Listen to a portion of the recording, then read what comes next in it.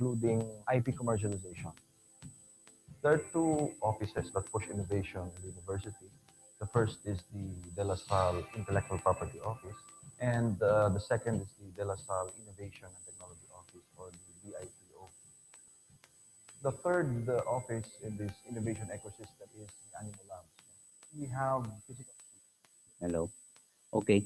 Yung pong mga inuulit po namin, yung pong mga nasa likod, maaaring comfort zone na nila yung kanilang tables. Baka ho pwede nating i-occupy yung mga nasa harap na lamesa ho. Total wala na ho yung ating mga piling-piling panauhin ngayong araw na ito. Ayan. Dito ho siguro tayo para mas compressed, closer, tsaka mas maganda ho ang view. Oho. Kagabi ho, baka naranasan niyo ho yung terribleng traffic, ano ho, so malamang yung ating ibang mga kasama, they might come later. The traffic last night was really terrible. Good thing we are here. All of us are here. So in a while we will begin. Meanwhile, please enjoy coffee. We have plenty of coffee. So enjoy the banter for the moment. In a while we will begin. Thank you.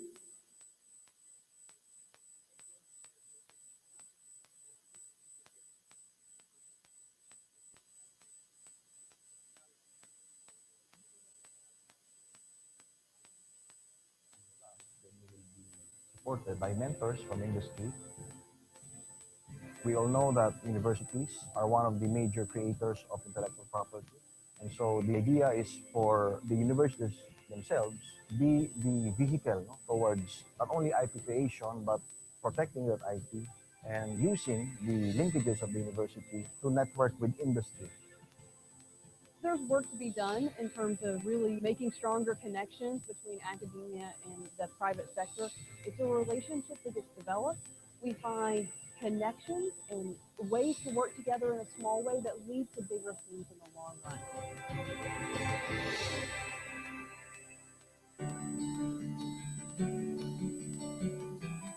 We've been planting the seeds for quite some time now, and we hope that these seeds grow and bear fruits so that what we're doing in research will not remain in the archives, but will directly affect society and benefit society through creating products and services.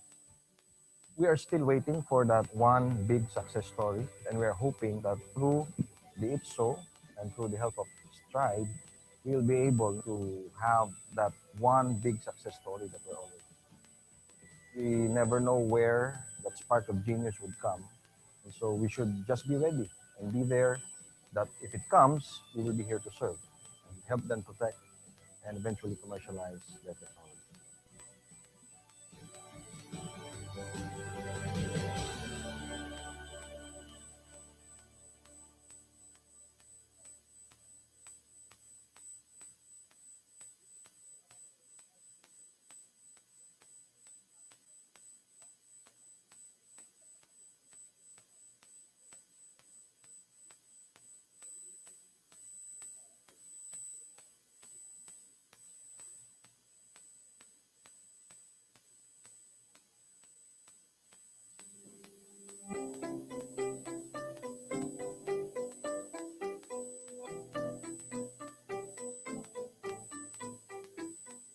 Innovation Technology Support Offices is the arm of the Intellectual Property Office of the Philippines, or the IPOPHIL. It used to be when we do our research in the institution, we focus technically on our interest, the science, and then we publish papers, we apply for a patent. But Stride here is pushing the issue that it's for the industry to touch, and then that technology should cascade to the greater good of the people.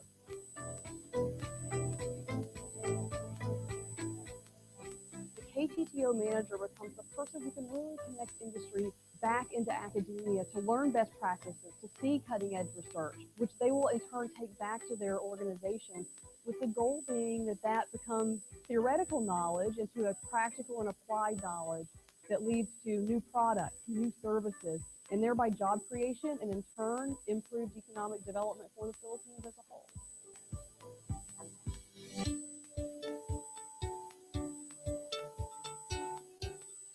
got to know the STRIDE program when we were organizing the Iloilo Government Industry Academy Council that looks into the development of workforce in Iloilo and strengthening the education sector.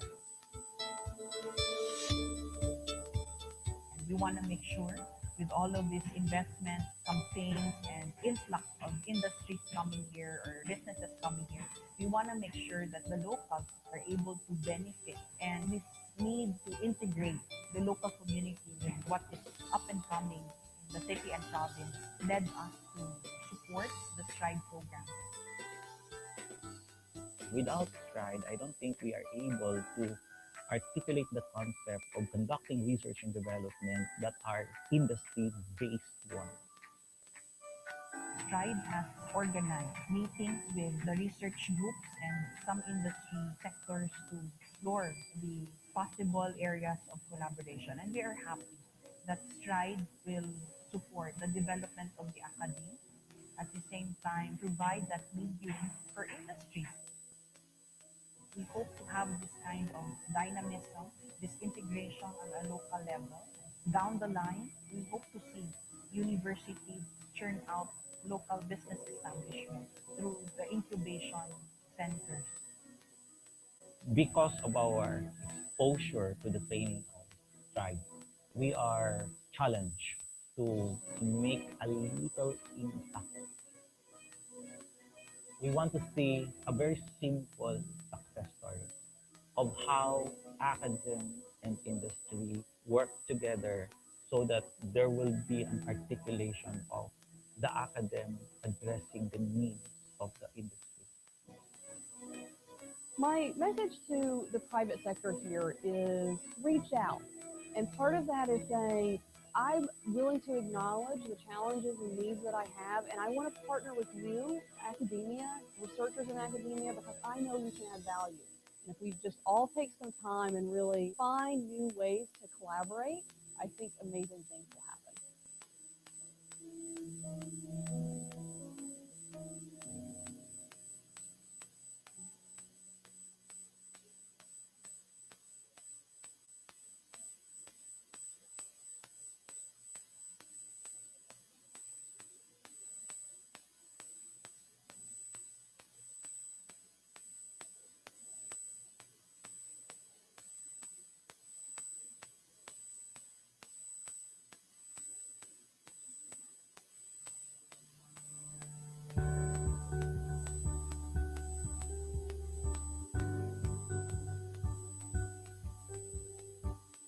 A big role of the KTTO, the Knowledge and Technology Transfer Office Managers, is to be the window to the world.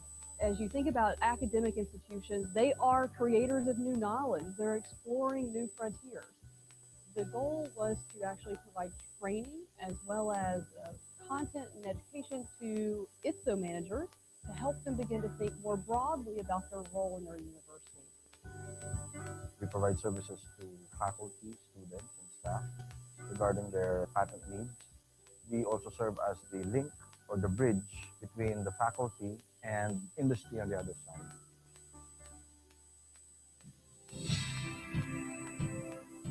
The role in the beginning was just to be a patent library where we will offer patent searching, patent drafting, but it expanded to including IP commercialization.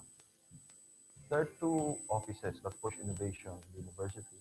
The first is the De La Salle Intellectual Property Office, and the second is the De La Salle Innovation and Technology Office, or the DITO. The third office in this innovation ecosystem is the Animo Labs. We have physical support. We have an office, and if you become an incubating of the Animo Labs, then you will be supported by mentors from industry. We all know that universities are one of the major creators of intellectual property.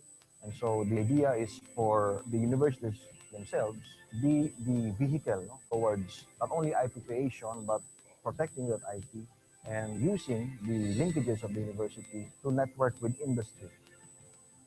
There's work to be done in terms of really making stronger connections between academia and the private sector. It's a relationship that gets developed. We find connections and ways to work together in a small way that leads to bigger things in the long run.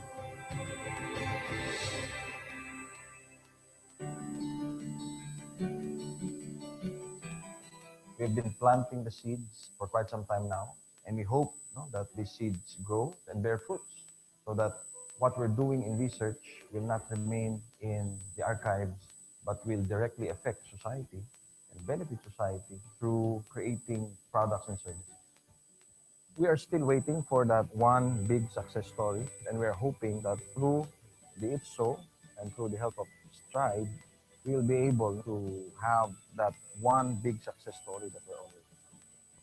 We never know where that spark of genius would come, and so we should just be ready and be there. That if it comes, we will be here to serve and help them protect and eventually commercialize their technology.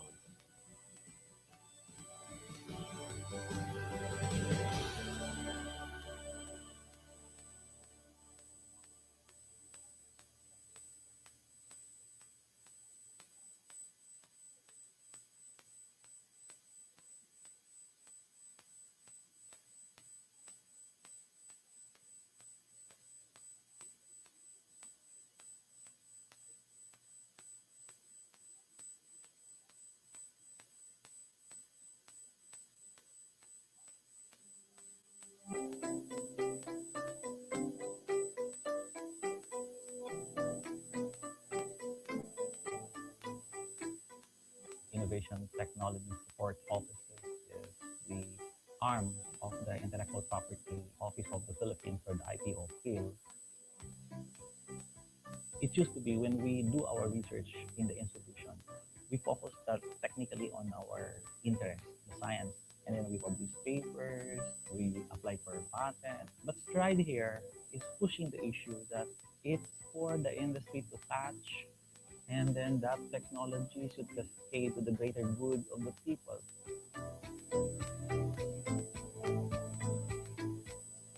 The KTTO manager becomes the person who can really connect industry back into academia to learn best practices, to see cutting edge research, which they will in turn take back to their organizations, with the goal being that that becomes theoretical knowledge into a practical and applied knowledge that leads to new products, new services, and thereby job creation, and in turn improved economic development for the Philippines as a whole.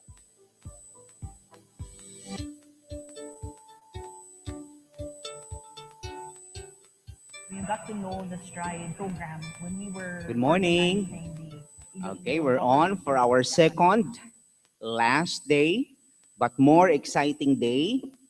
To give us a recap of what happened yesterday, let's call in Dr. Richard Abendan from the USAID Stride. Thank you. Good morning, everybody. Are we all energized for the second day of Synergy?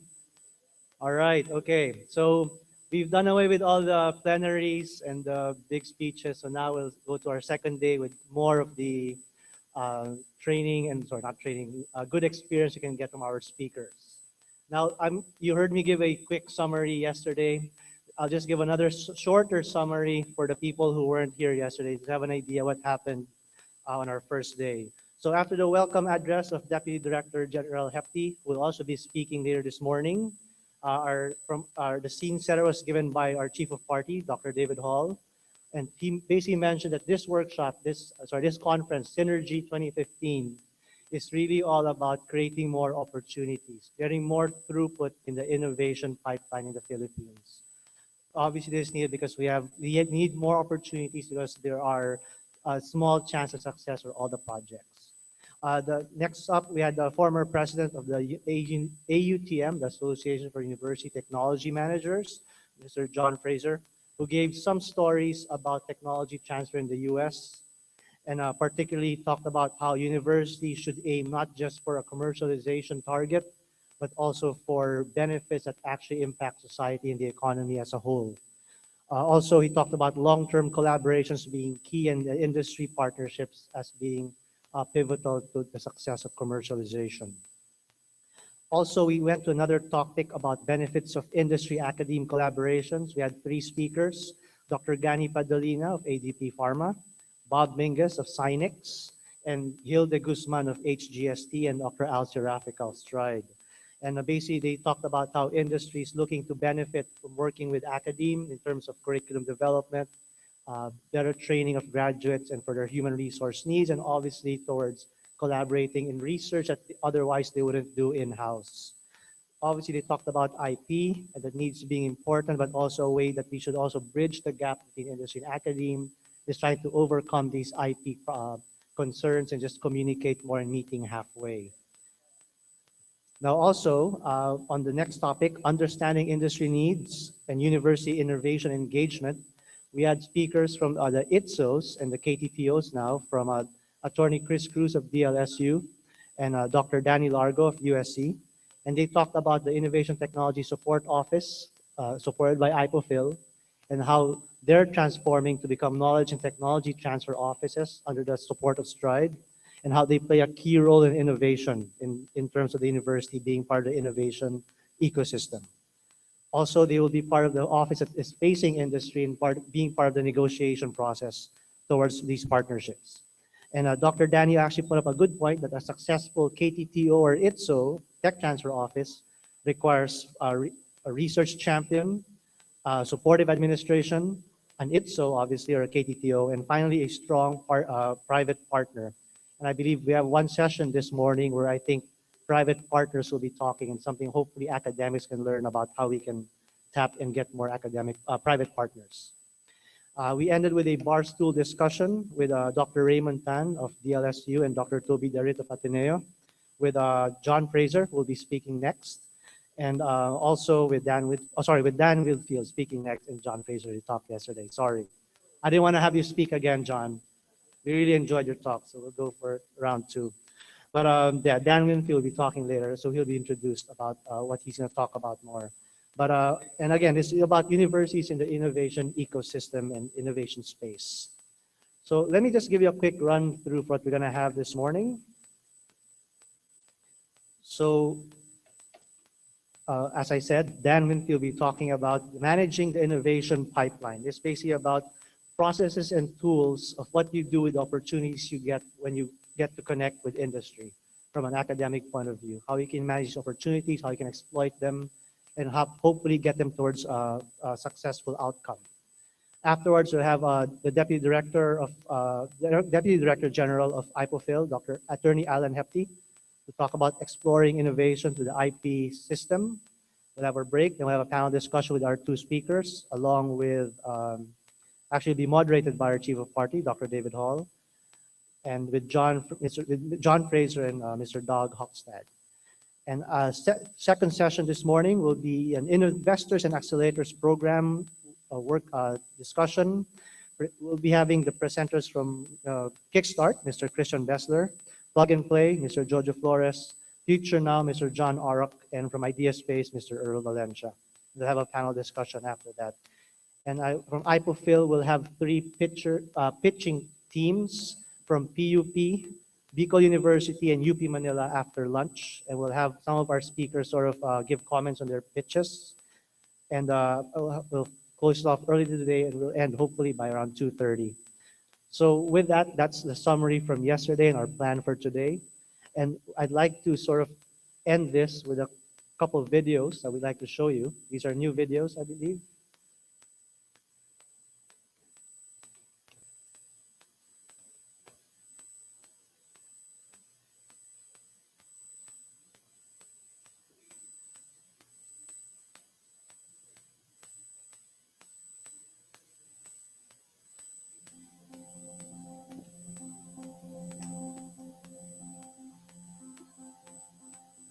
I am Brian Pajarito. I am an associate professor at the Department of Chemical Engineering, University of the Philippines. The project under USAID is about expanded organobentonite nanofiller. We're taking locally abundant or locally available bentonite and converting it into some material with value, something that can be added to rubber formulations to more or less replace or reduce the amount of carbon black and precipitated silica in the formulations. In order for us to do research, we have to apply for project grants. And at that time, I was looking for collaborators from the industry. And fortunately, I met with Rodora Medalla of Philippine Rubber Industry Association. My name is Rodora Di Medalla. PRIA is an association of rubber manufacturers, planters, and processors of natural rubber. With UP Diliman, particularly with Dr. Pajarito in the Chemical Engineering Department, PRIA helps him in compounding the rubber. When I heard of USAID grant, I approached her, I asked her to discuss a research project and propose some solutions. We already approached the patent office of the university, and we are trying to apply it for a patent or a utility model. I think of USAID grant as an investment, simply because through the USAID grant or through other project grants, I was able to obtain different equipment. I was able to procure different analytical and testing equipment, and this can be used by future students. Because of the confidence that I gained on this project, I was able to get other research projects from Japan. I was able to get a large project from DOST, also from UP Diliman. We have been lagging behind. Most of the natural rubber producers are in the Asian region, and we are surpassed by Vietnam already and Myanmar because of the production, also of the quality. The government today is pushing to make quality natural rubber. We got good response from the PRIA member companies. The last time I talked with Ma'am Rhoda, she was already asking how to mass produce some of our expanded organobentonite. With the help of UP and USAID, we are gaining knowledge and advanced technologies so we can improve and have more innovations with our product. It is all for the rubber industry, for it to develop. Manufacturers like me are confident in trying those products that Dr. Pajarito had developed.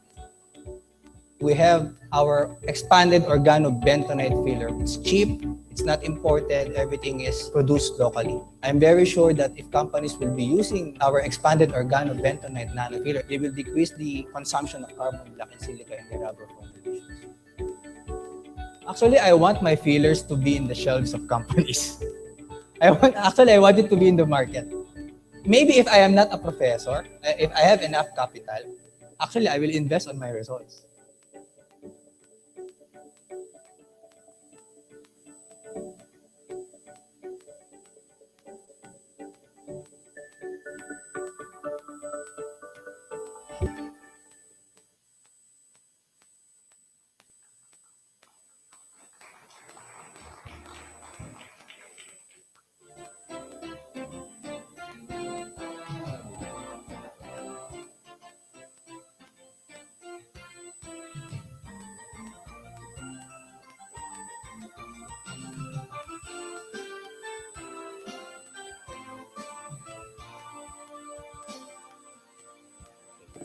And in relation to that video, our first topic for today is very apt, managing the innovation pipeline.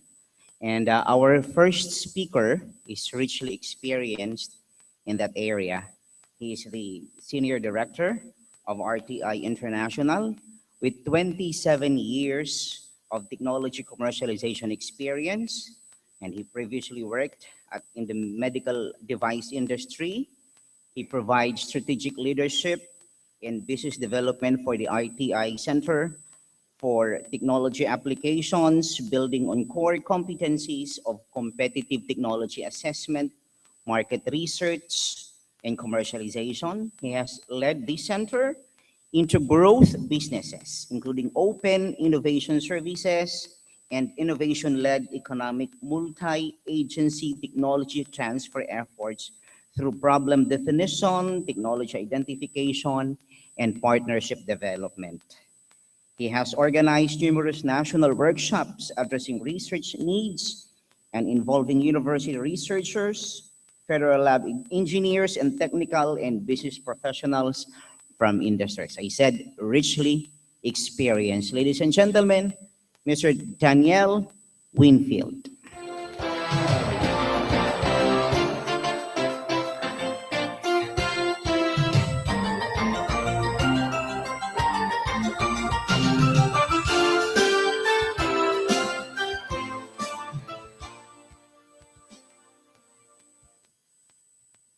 Magandang Umada. I hope I didn't butcher that too bad with my southern U.S. accent.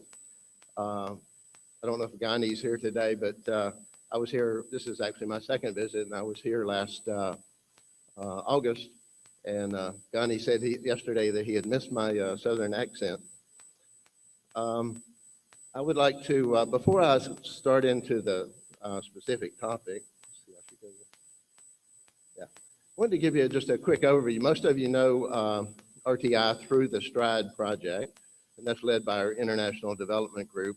I actually come from a different part of RTI. RTI stands for Research Triangle Institute. And so we do research, and we provide technical services. But RTI was originally formed as an economic development initiative. So it's very kind of appropriate for RTI to be assisting organizations in translating science and technology into how they can contribute to economic growth. So this is just a slide from around 1959 of some of the early leaders of RTI planning the first building. RTI has grown now to a global organization, $800 million US dollars in research and technical services activity, and this is our headquarters where I'm located in North Carolina. One other thing I would like to do is to give you RTI's version of the Taxol story. So you heard John Fraser talk yesterday about Taxol and the license deal and some of the issues that arose from that at Florida State University. Well, Taxol was discovered within a natural products discovery program at Research Triangle Institute in the 1960s. Late 1960s. And so it came from the Pacific yew tree. We discovered the active agent there. And Dr. Holden, Peter Holden at Florida State, later in the 1980s, I believe, late 80s maybe, somewhere, actually figured out a way to actually synthesize the material so you wouldn't have to be extracting it from natural products. And even if RTI had patented the discovery in the 1960s, the patent would have expired before there was ever any commercial opportunity associated with that. So bottom line, you saw that John Fraser in Florida State, received $350 million, if I remember that number correct, in licensing income. What RTI got for that was a plaque. This is American Chemical Society that awarded a national chemistry landmark to RTI, and this resides on RTI's campus. The good thing is we didn't have to fight over where that got placed. Who had control over it? So I'll move on along to the topic now. And this is sort of some overall things. I'm trying to balance a little bit of information, to help practitioners think about how they manage opportunities. I totally agree with David's comment yesterday that you want to get more opportunities into the pipeline because the more opportunities allow you then to manage for quality. And so I'm going to cover some of these topics, and rather than go through them here, I'll just go through as we go. So the first thing is that the strategy of the institution, the mission of the institution, and the mission of the office itself really are, kind of guide the portfolio management. You're going to have a number of opportunities. You've gotten certain resources to put to that. So what is the mission of the institution, and how do you establish the goals of the office? And when you have those goals, those can then help guide the way the strategic approach you would take to managing opportunities as they come through your portfolio. At the other level, at the bottom level, is how you're going to be measured. If you're, running an office responsible for building industry connections and technology commercialization, what are you going to be measured against? And those will dictate kind of the criteria you'll use in deciding where to place resources as you go through. And by resources, I mean your time, other staff time, investment in patents and intellectual property and protection, investment in advancing the technology. So it's important to start from that sort of high level standpoint and thinking about how it's strategic and how you would manage the portfolio. So what are we talking about? What are we managing? Well, the first asset of the universities is the people, faculty, students, researchers, and it all starts from there. you really have to think about what are the strengths in our university around people. And within those people, then you have a certain set of know-how, so tacit knowledge that builds up over time from those people. And within that know-how is actually, and the champions that are represented in your faculty are actually your strongest asset. And so it really all starts from there. You overlay that some physical assets. You have certain specific laboratories that are of interest to industry. You may have certain, monoclonal antibodies that have been developed, different things like that are actually physical assets in some way.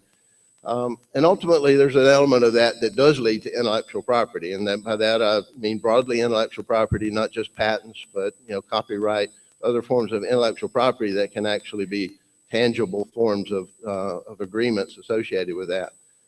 But it really starts more with the people, and you have to sort of keep that in mind. That's the real asset of the university, and your process is involved with managing how to leverage all of these assets in building relationships with industry and contributing to commercial development.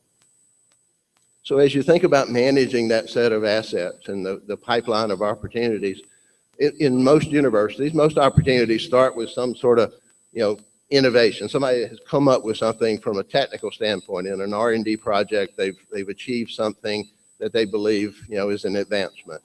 And so it generally starts in that left quadrant. And then the issue is, okay, do you go clockwise around those 4 items, or do you go counterclockwise?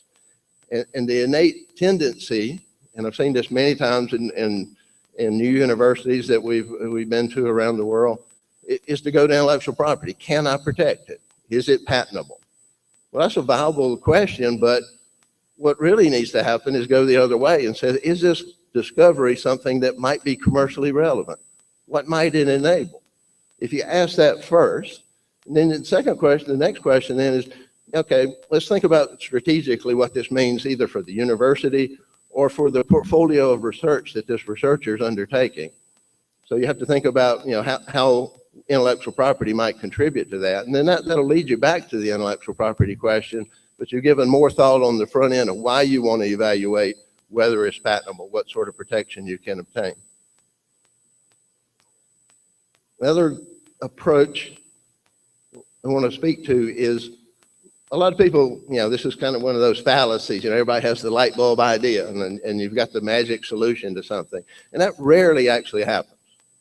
There's sort of a single moment, eureka moment that occurs. And in fact, innovation actually occurs along a continuum. And this is one illustration.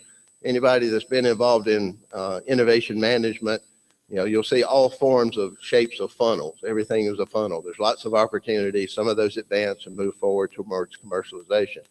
This is one way we illustrate it, mainly from the standpoint of the ribbons that run down the middle of this. So yeah, there's technical information. These may be a little small for you to read, but there's sort of technical intelligence and understanding that flows through that. But there's market intelligence as well. And notice that market intelligence doesn't start somewhere halfway down. It actually starts at the very beginning. Design thinking is another aspect of it. So all of these things, thinking about, well, the way we've done this in the lab, is it at all viable to think about how you could scale that up to something that would be manufacturable? The sooner you start thinking about that, the better your decisions you make as you move through that portfolio. And so your idea might have started with some technical insight discovery in the university, but in reality, as you start working with partners and bringing new insights into that, new developments occur, and the end game, you think about something like the iPhone. Does the iPhone have intellectual property embedded in it? Absolutely. Does Apple compete because they did the best design job for a phone? They took the market lead. They may have lost that market lead now. I'm not sure how they compare to all the other devices, but they started from a design standpoint and took the market lead in mobile phones at that point. And so that was at the front end of their activity. And there's a lot of intellectual property built into that from different sources. So think about how you leverage your partners, and as you develop partners, how they can bring new insights into the development activity around a certain technology. Because the innovation is actually accumulation of incremental sets of of design and development that occurs through that process. So if I'm sitting in a university or any research institution and somebody comes to me with an idea, maybe they filled out an invention disclosure, or maybe I'm exploring and in reaching to the university just to build relationships, and I find somebody that's interested in talking about a research project, and I'm listening for what did they accomplish, what might they have discovered that could be interesting and commercially of value at some point.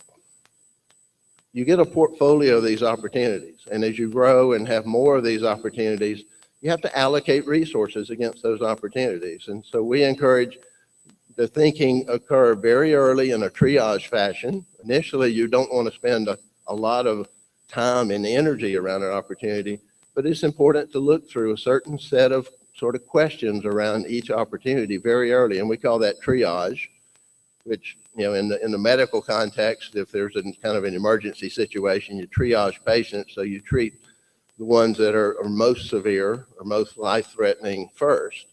Well, this is another way of sort of saying, okay, at a triage level, which ones of these do I initially want to start to pay attention to because they might represent the best opportunity from different perspectives. So even at a triage stage, you're thinking not only about the technology, but you're trying to think about the market. You are thinking about intellectual property in terms of whether it can be protected. You're thinking about the people involved. Who's involved in this project? What's their reputation and stature? What are they trying to accomplish? Some of those kind of questions. You do that at a kind of triage level, and for some, that may rule it out. It might say, well, this really doesn't look that interesting for maybe a market reason, or you think it's not protectable. Some of them will move to a deeper level of assessment. And there's some of the same items you'll see there, but we've added some more richness to some of those items. Ultimately, each of these steps is trying to understand what the value proposition around this technology is, how it compares, how can it be differentiated from what's already on the market, what's the fit with the market need, can I build market pull around that particular technology? So we think of it in that kind of staged approach. So here's another funnel. I could show you 1,000 funnels if I wanted to. This is just one, not to go through the details here, and the text is probably too small for you to read, but just to make the point that there are a lot of tools, proven processes. But, this is, actually a reasonably mature industry, if you want to call it an industry at this point, around intellectual property and technology commercialization. U.S. universities have been, some of them been doing it for 50 years. Almost all of them been doing it for 20 or 30. And over that time, service providers, others have developed various tools and techniques, resources that can be used at different stages as you move along this continuum.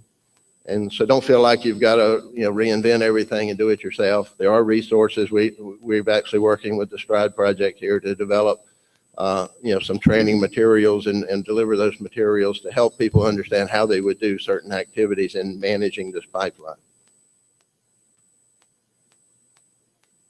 I'm not advocating this specific diagram, but just to make the point that if you'll codify some processes that you use, what you do when, what decisions are made based on that information, what the next step is, what's done then, what information and decisions are then made on that. Developing that kind of consistent processes helps as you build up, offices and people are following a similar pattern of processes. It also helps in providing transparency. If you need to say no to a particular opportunity, and you can do it in a way to show you've been logical in a thought process, you've gathered information that's helped you make a decision. Then you can take that information back to the inventor and have a good logical thought process with him that helps the inventor start to think about, okay, well, now that I understand that, what does that mean I should do next? How should that change my research strategy because of the information you brought me about why this particular opportunity is not commercially attractive for some reason? So there's a lot of research involved. And this is just a little quick cartoon about the kind of research to think about.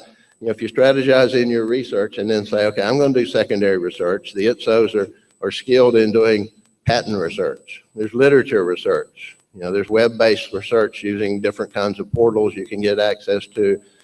And you do that kind of secondary research, but ultimately what's most valuable is what we call primary research. You actually talk to the market.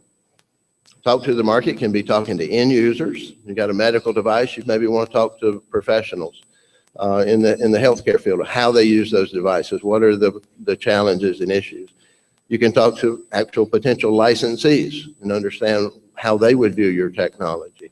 If you need to do this in a non-disclosing way, there's easy ways to do that. There's ways to codify and say, what if we brought you this kind of benefit? You don't have to tell them how, what the black box does, but if it does something different than what's on the market now, you can tell them that. And they can give you feedback on that. You can be observers of a particular industry. And so we would focus very much early in the process. Talk to somebody about this. Don't try and do all the analysis kind of internal to the university. And then you can establish various frameworks. These are just two examples of common types of frameworks, you know, the typical 2x2 sort of matrix that a lot of business programs will teach you. You know, the traditional SWOT analysis you can apply to a technology commercialization opportunity. You can also apply one that we use quite frequently just to give ourselves of what quadrant does this technology fit in? Is it an opportunity that has a high market attractiveness, but the technical development is very early stage, and so I'm in the upper left quadrant of the right-hand figure. I need to try and move over to that upper right quadrant, which is where everyone wants to be, right? So I've got to do some technical development to get there. So it guides you the kind of work that needs to be done. Versus if you're down in, say, the bottom right quadrant, the technology might be fairly mature, but it might be a niche market, but it's still worth pursuing because it maybe is an opportunity for early win and success. So ultimately, and I'll talk a little bit longer to this one, it's all about the value proposition. And what does that mean? If you go talk to a potential customer, and the customer might be the end customer, or it might be a partner who would bring the product to market for customers. You know, it's all about what, you know, kind of you start out with what's in it for them, right? So it has to really start with kind of the benefits that your technology might offer for that market, for that application. So that's kind of the promise that you're trying to bring to them. And then you have to differentiate it from the way it's done now, or other technologies that you know are under development but in other institutions perhaps. They may not be on the market, but you know they're part of the competition you face in trying to bring your opportunity to market. They also need to believe in you, you know, the reason to believe, right? And that, you know, if you have faculty members that are published and have stature, that helps with that. At some point, you may want to get some third-party validation of the information you're providing as a way to build the reason to believe. That kind of covers the left side, but then you've got to cover the other side, which is maybe the issues and the challenges, and cost frequently is one of those. You have a technology invention that hasn't really been demonstrated commercially yet. You've got to give some confidence that it can be done at a cost point that industry will be able to adopt. You have to take a look at what's it going to take to get from where I'm at today. You've done a certain amount of research, maybe some prototyping or laboratory activity. You can talk to industry and try and get some judgments about, okay, are we talking about a $50 million investment, or a $5 million investment, or a $500,000 investment? And how long a time frame that is. And that's part of what industry is going to consider. And then what could go wrong? You know, you've kind of proven some proof of concept perhaps, but what if I try and scale this up, what might go wrong with it? What are the risks associated with, and that's frequently technical risk, but you also have to consider market risk, other forms of risk that industry will look at in making decisions around a particular technology. So those are some kind of questions as you think through developing a value proposition, trying to answer them repeatedly, answer them early as best you can. As you get more information, you can refine that value proposition, and it helps you address what are the challenges that I need to address on the right-hand side of that value proposition. So how do I do all that? Well, you know, if I got a small office, you know, some of you may be, you know, one-person office. How do you kind of get your arms around and do all these activities? Well, you don't try and do it yourself. This is our model of an innovation ecosystem, and I just use it to kind of make this point. Is you're kind of around the research component in the center, and you have industry, you have other partners, you have government, you have other organizations that are part of the innovation ecosystem that you can interact with to help you in answering these questions. And so I encourage you to interact early and often with other people and have them interacting with the researcher or the inventor to bring greater insight into each opportunity. And so think about how you build a strong network. I think one of the fundamental success factors of healthy innovation ecosystems is the informal networks and the effectiveness of those informal networks. That ultimately is part of Silicon Valley's success. Those networks are built almost from the ground up within Silicon Valley. But anywhere innovation ecosystems thrive, there's a good level of trust and collaboration across the innovation ecosystem. So it's sort of the last area to cover is kind of, the value of a technology. And everybody jumps immediately to money, right?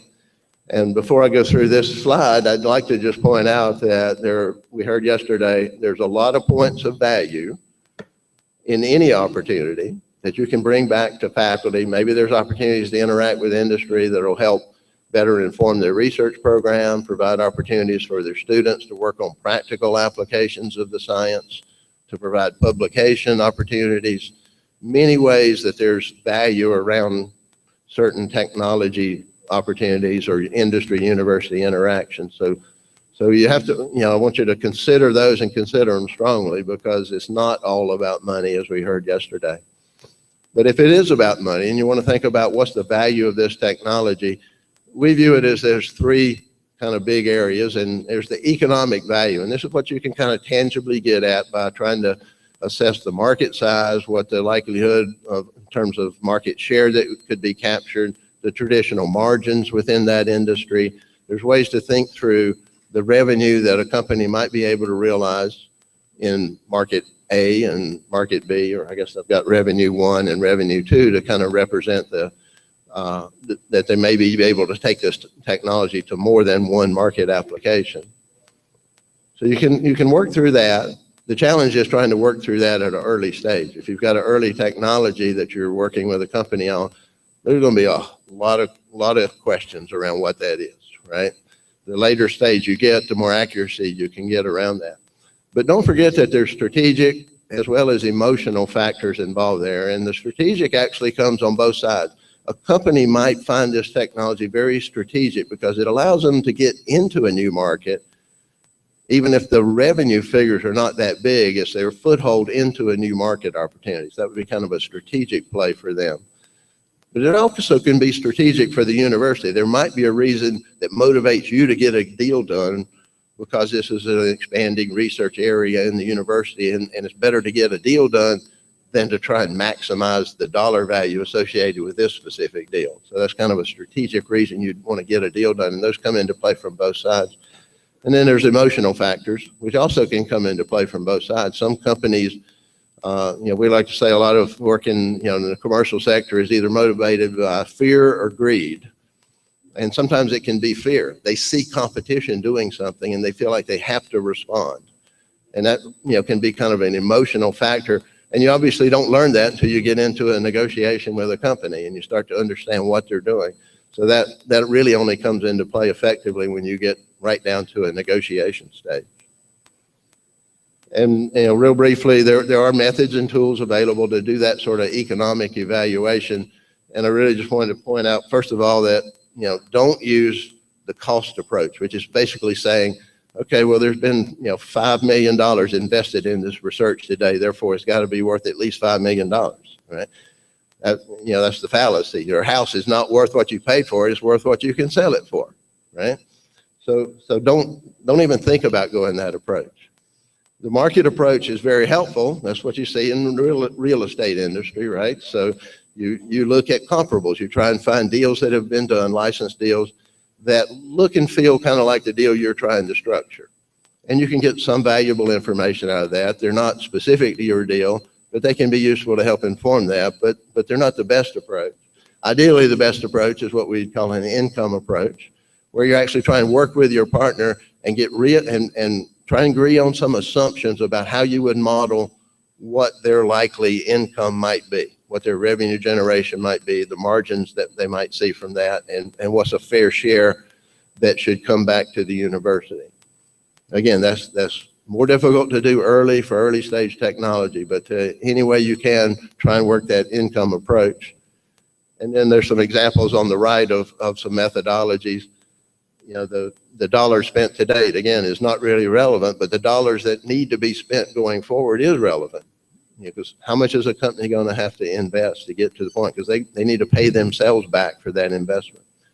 And the more precision you get, the further you go down on that right side. It gets more customized to the specific individual negotiation that you might be underway with a company. So I'll summarize with a few kind of key takeaways.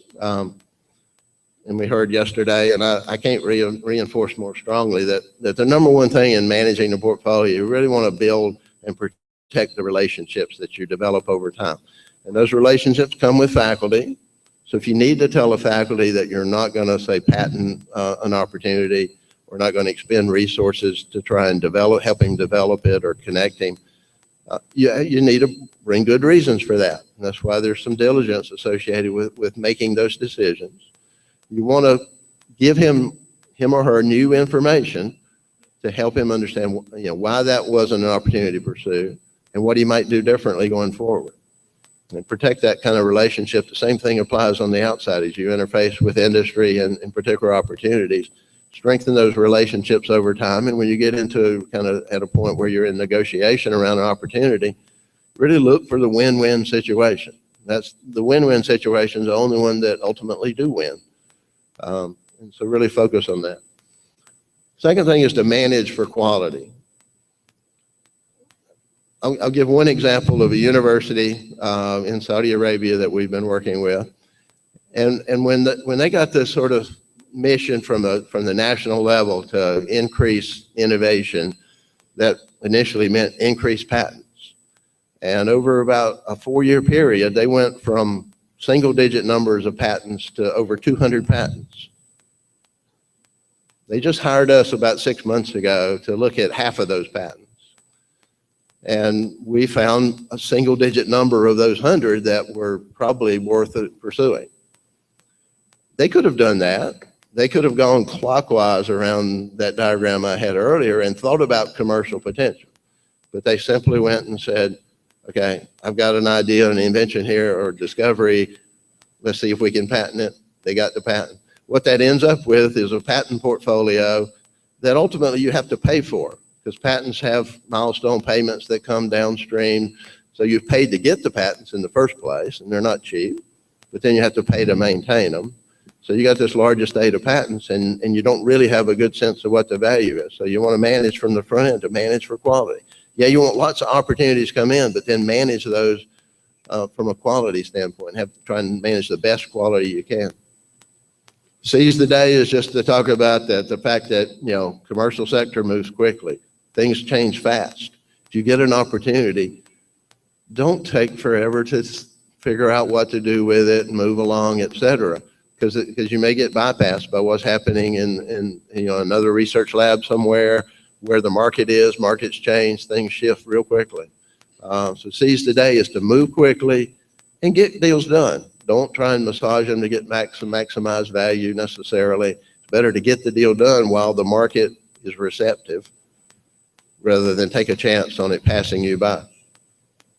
Value-based decisions, everything's got to be really looked at. So what's the potential value? Again, getting back to that value proposition. As you go through, assess that value proposition throughout and leverage the partners. I've mentioned that several times. There are opportunities where you're going to need to invest in an opportunity. And by you, I don't necessarily mean your office, but you're going to have to figure a way to get some additional resources.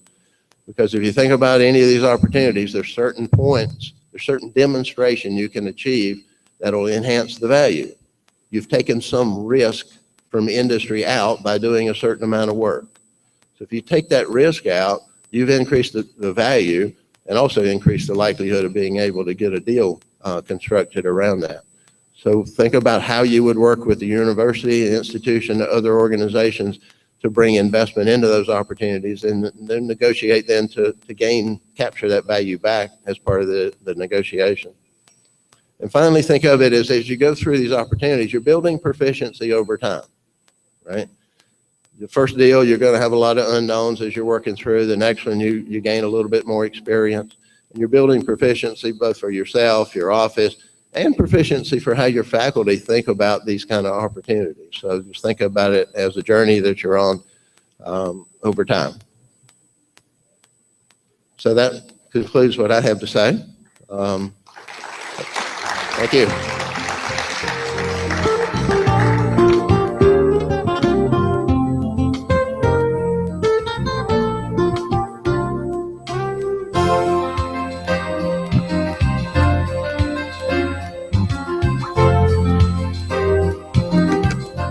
After our second speaker, we will have the panel discussion. Okay, so at this point, let me call in he has been introduced yesterday, our Deputy Director General and Officer in Charge of the Intellectual Property Office of the Philippines, Attorney Allan Gepty.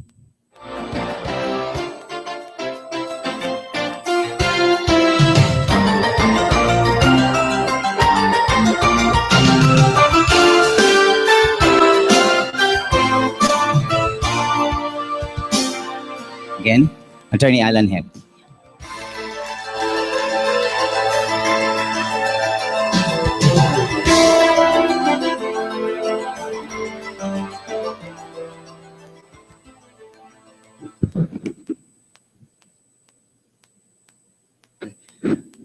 Good morning, everyone. Magandang umaga sa inyong lahat. Okay na. Okay na. Yes, yeah.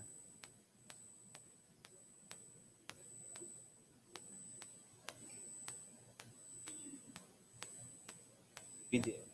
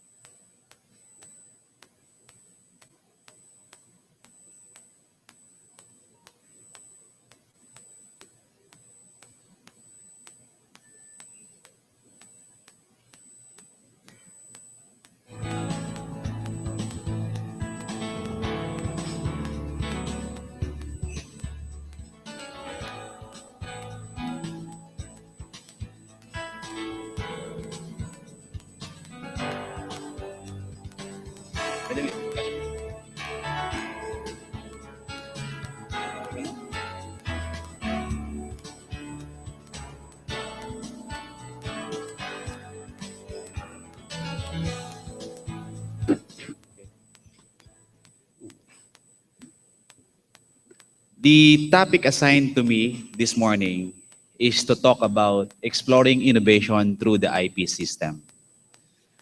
Honestly, I find it very difficult because when you talk about innovation, yes, you cannot afford not to talk about IP.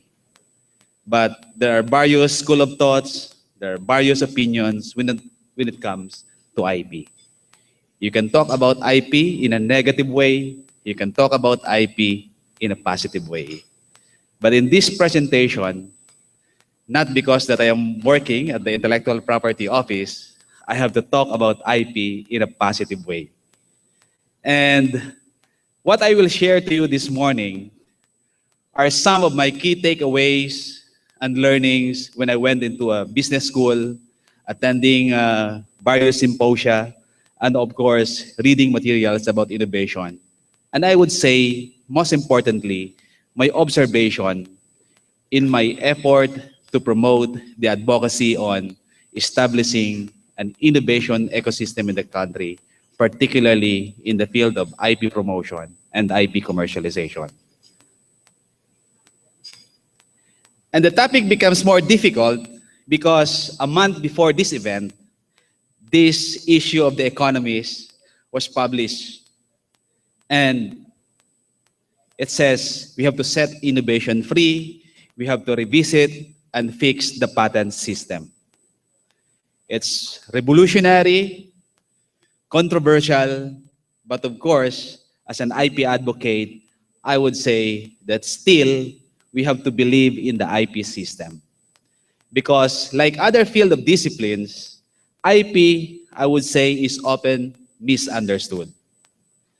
Just to give you a brief illustration, when you talk about IP, we have to understand and treat also the same, just like any other tangible property.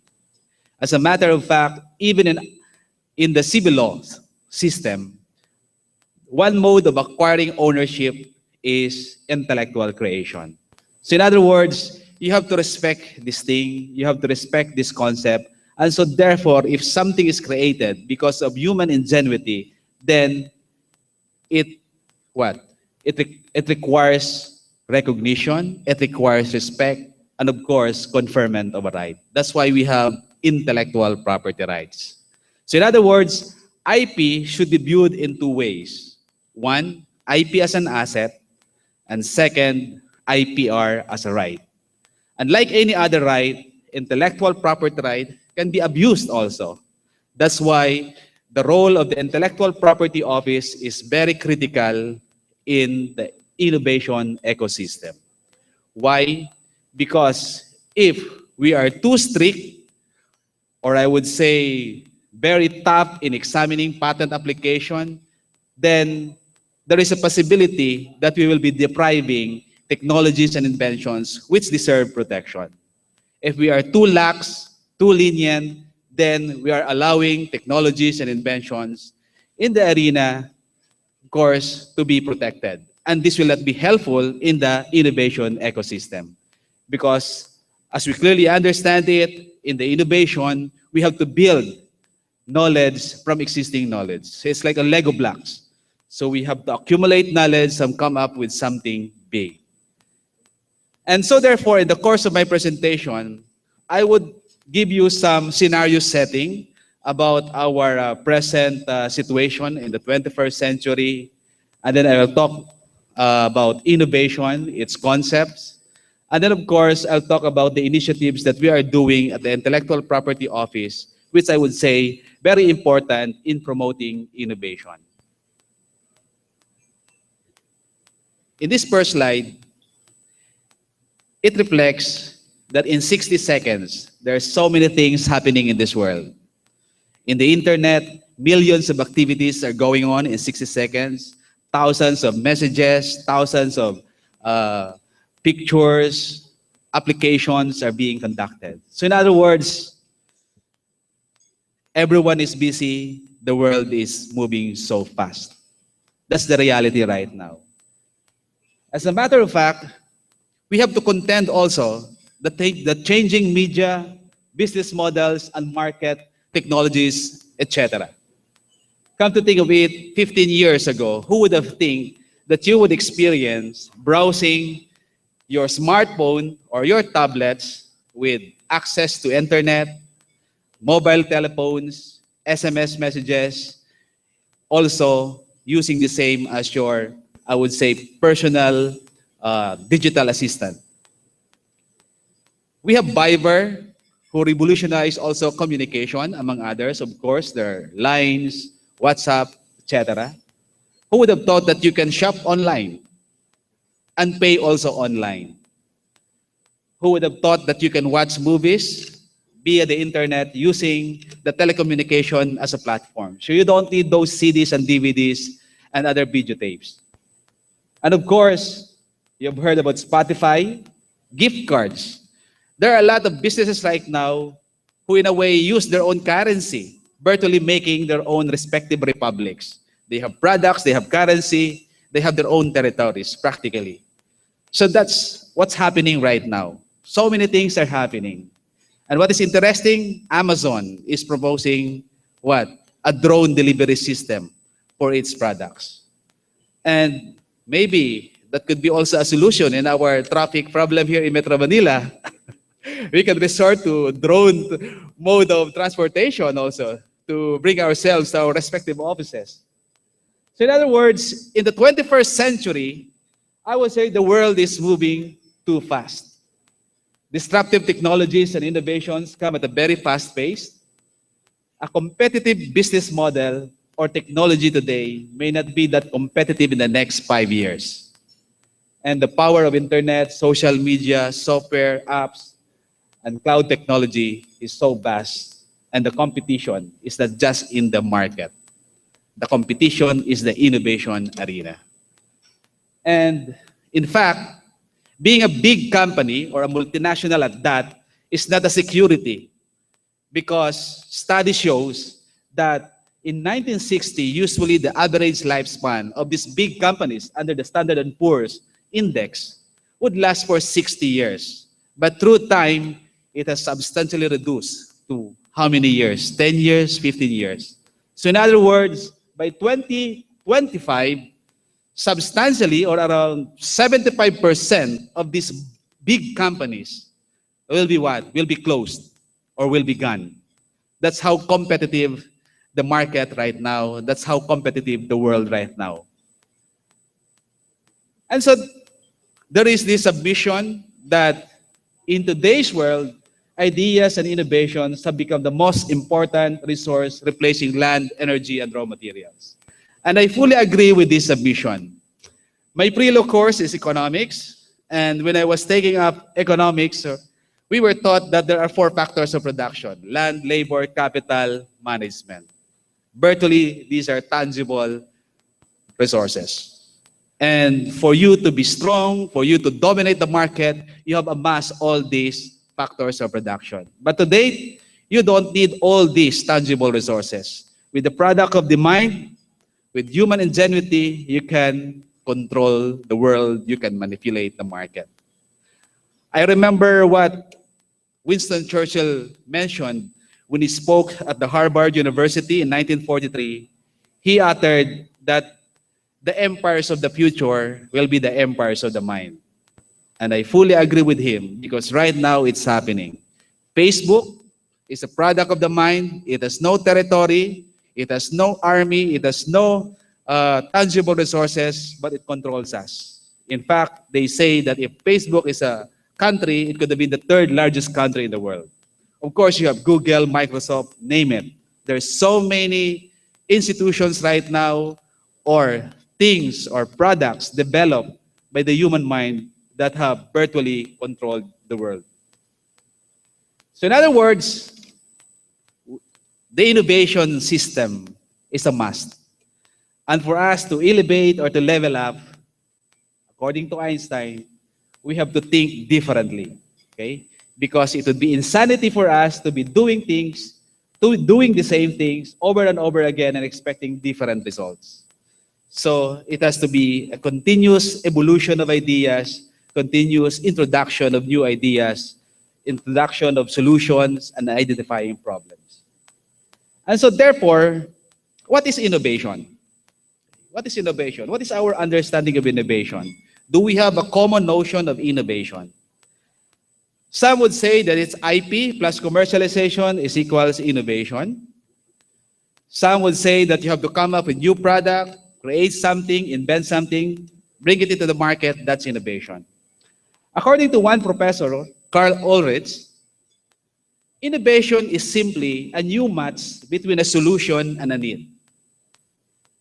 And the novelty can be in the solution or the need, or in the marriage of an existing need and an existing solution. So in other words, there are existing problems out there, and it could be that solutions are already present. Viagra is one illustration of an existing solution to address an existing problem. So it's just a matter of finding it out, okay? These technologies, these solutions out there. Of course, Citromax, Uber was mentioned yesterday. That's a revolutionary way of addressing our problems on transportation. And of course, the pill camera. Who would have thought that you can come up with all this examination or diagnosing using a pill camera? So in other words, it's a matter of matching all these needs solutions. Okay, so it's not just about creating new inventions or products. And if we will learn from some winners and losers in the innovation competition, here are some examples. Nokia, we know that it is the pioneer when it comes to mobile technology. If I'm not mistaken, Nokia was the one who introduced cellular phone. Of course, Motorola was the first. But when it comes to getting a huge market share, Nokia was able to make it at the outset. But maybe Nokia failed to innovate. That's why it was overtaken by Apple. Of course, we have the Sony Walkman. Everyone is familiar with the Sony Walkman. It's about what? A solution addressing our needs for what? Listening music. But through innovation, Apple was able to revolutionize access to music through iPad, iPhone, so on and so forth. And now they have iTunes. And of course, the bookstores. Who would have thought that you can buy books through online? And Amazon introduced that platform for you to be conveniently purchased and maybe look or search for the books that you want. So in other words, even if you're big, there's no such thing as complacency. We can learn from the experience of Encyclopedia Britannica. For so many years, they have dominated, okay, the market for encyclopedia or materials for knowledge. In fact, there was a time that if a family has this Encyclopedia Britannica, it's more of a status symbol. Status symbol. What happened? Someone approached them to change their business model, digitize all these materials, and sell the same to their customers, but they thought that they're already big and they don't need those new ideas. And what happened? Microsoft introduced Encarta, and then, of course, we now have Wikipedia. Of course, I don't know if you know about the story of Kodak. In the 20th century, Kodak was dominating the film camera industry.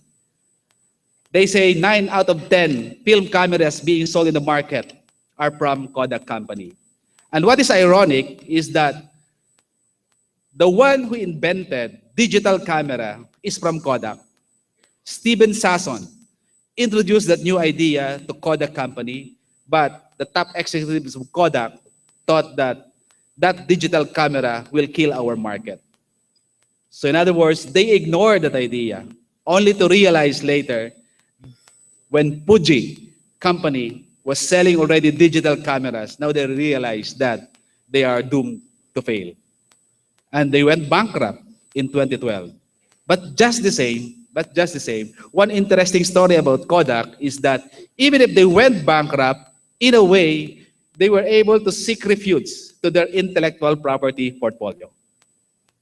They were still able to generate millions of dollars out of their IP, even if they failed in the market.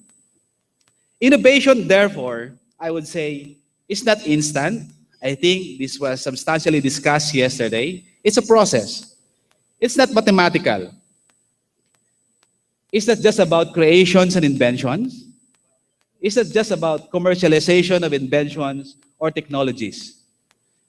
It's more of coming up with new solutions, identifying problems, creating needs and wants, not necessarily addressing needs and wants, but sometimes you have to create needs and wants for your customers and defining the future. And of course, it's about timing. Because there are so many technologies who were already available in the market for so many years. I can mention, well, GPS has been there for quite a time. Internet has been there for quite a time. But it was only until the discovery of personal computers and now we have the smartphone tablet that we have realized the value of these products. The personal digital assistant was there for so many years, but it was only until Apple integrated all these technologies and of course was able to integrate the same to a platform like the internet that the tablets or the smartphone became popular.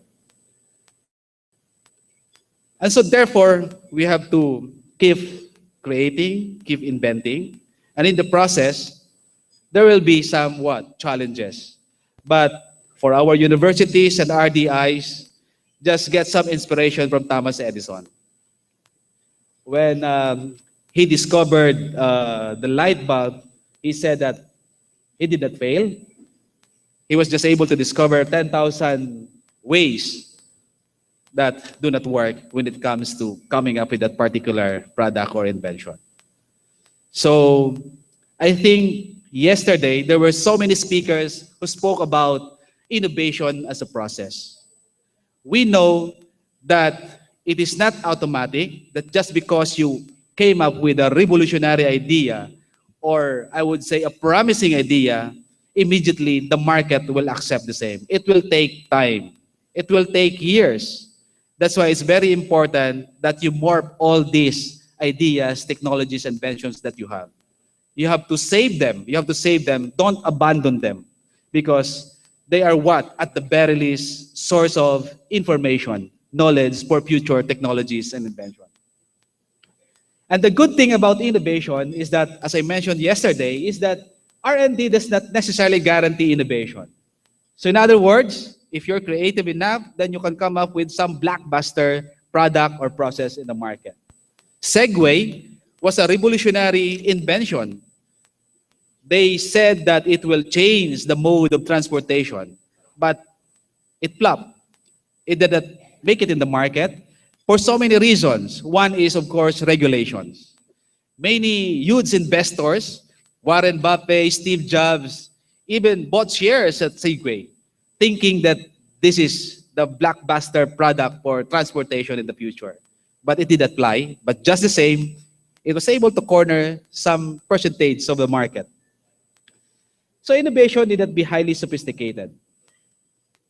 And so, going back to reality here in the Philippines, to our, of course, desire to be an innovation hub, do we have some prospect?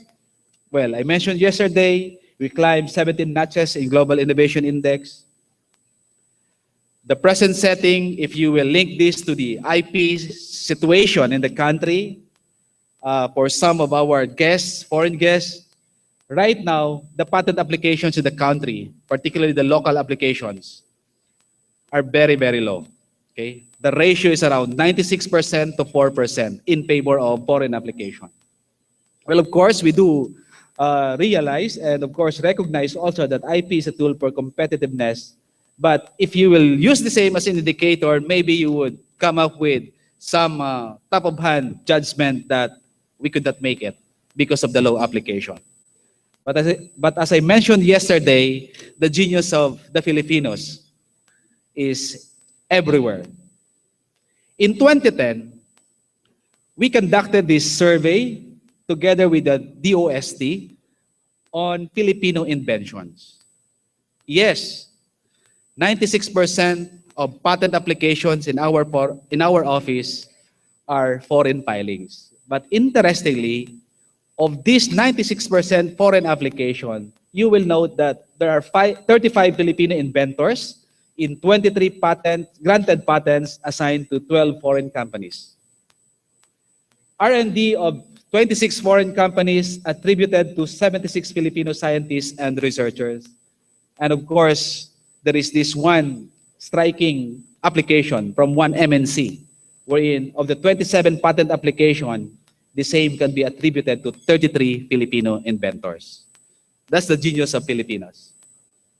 There was this IIPI study, some of you are already familiar with this, wherein they conducted a survey of the various publications and theses in various universities nationwide.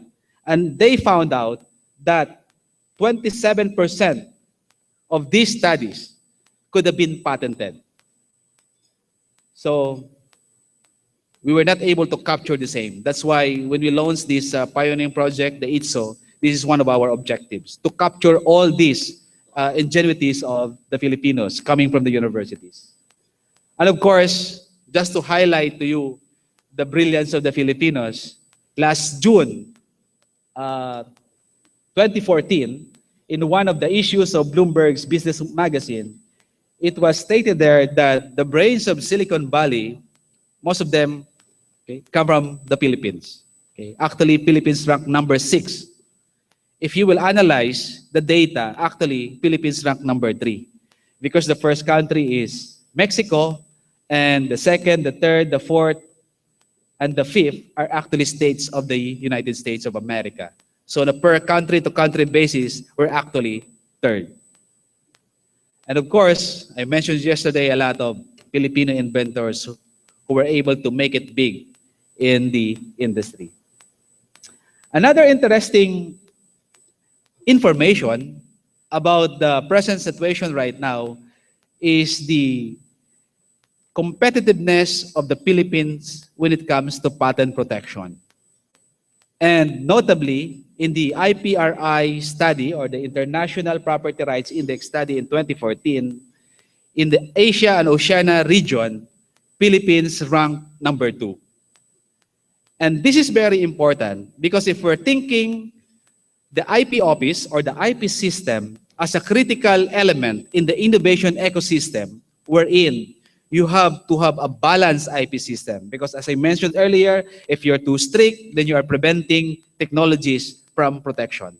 If you're too lax, then you're allowing those technologies that should not be protected, no? With, of course, with that mantle of protection. So if we rank number 2, so maybe it speaks about the competence of the office, it speaks about the present IP legal regime in the country. So now let's talk about the IP system as a critical element in exploring innovation. Yesterday, I highlighted the fact that when we talk about IP, we should not confine ourselves with just creating, inventing, and then seeking protection. IP is beyond that.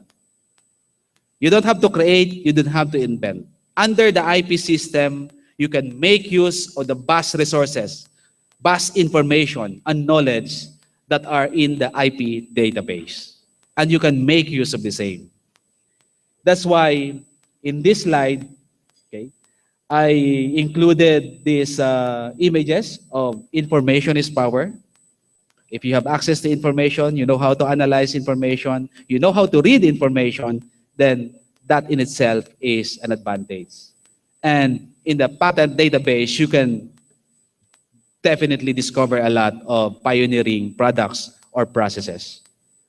And for this presentation, I have this one particular example. What happened in Croatia? The story of azithromycin. This is my favorite antibiotic because you have to take this only for 3 days, not 7 days, not 14 days.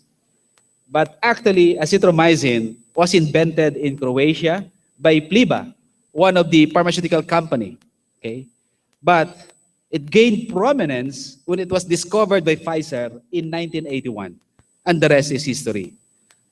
So this is a classic example wherein a multinational can mine certain pioneering products in the patent database. And definitely, there's so many products out there. All you have to do is, again, explore them.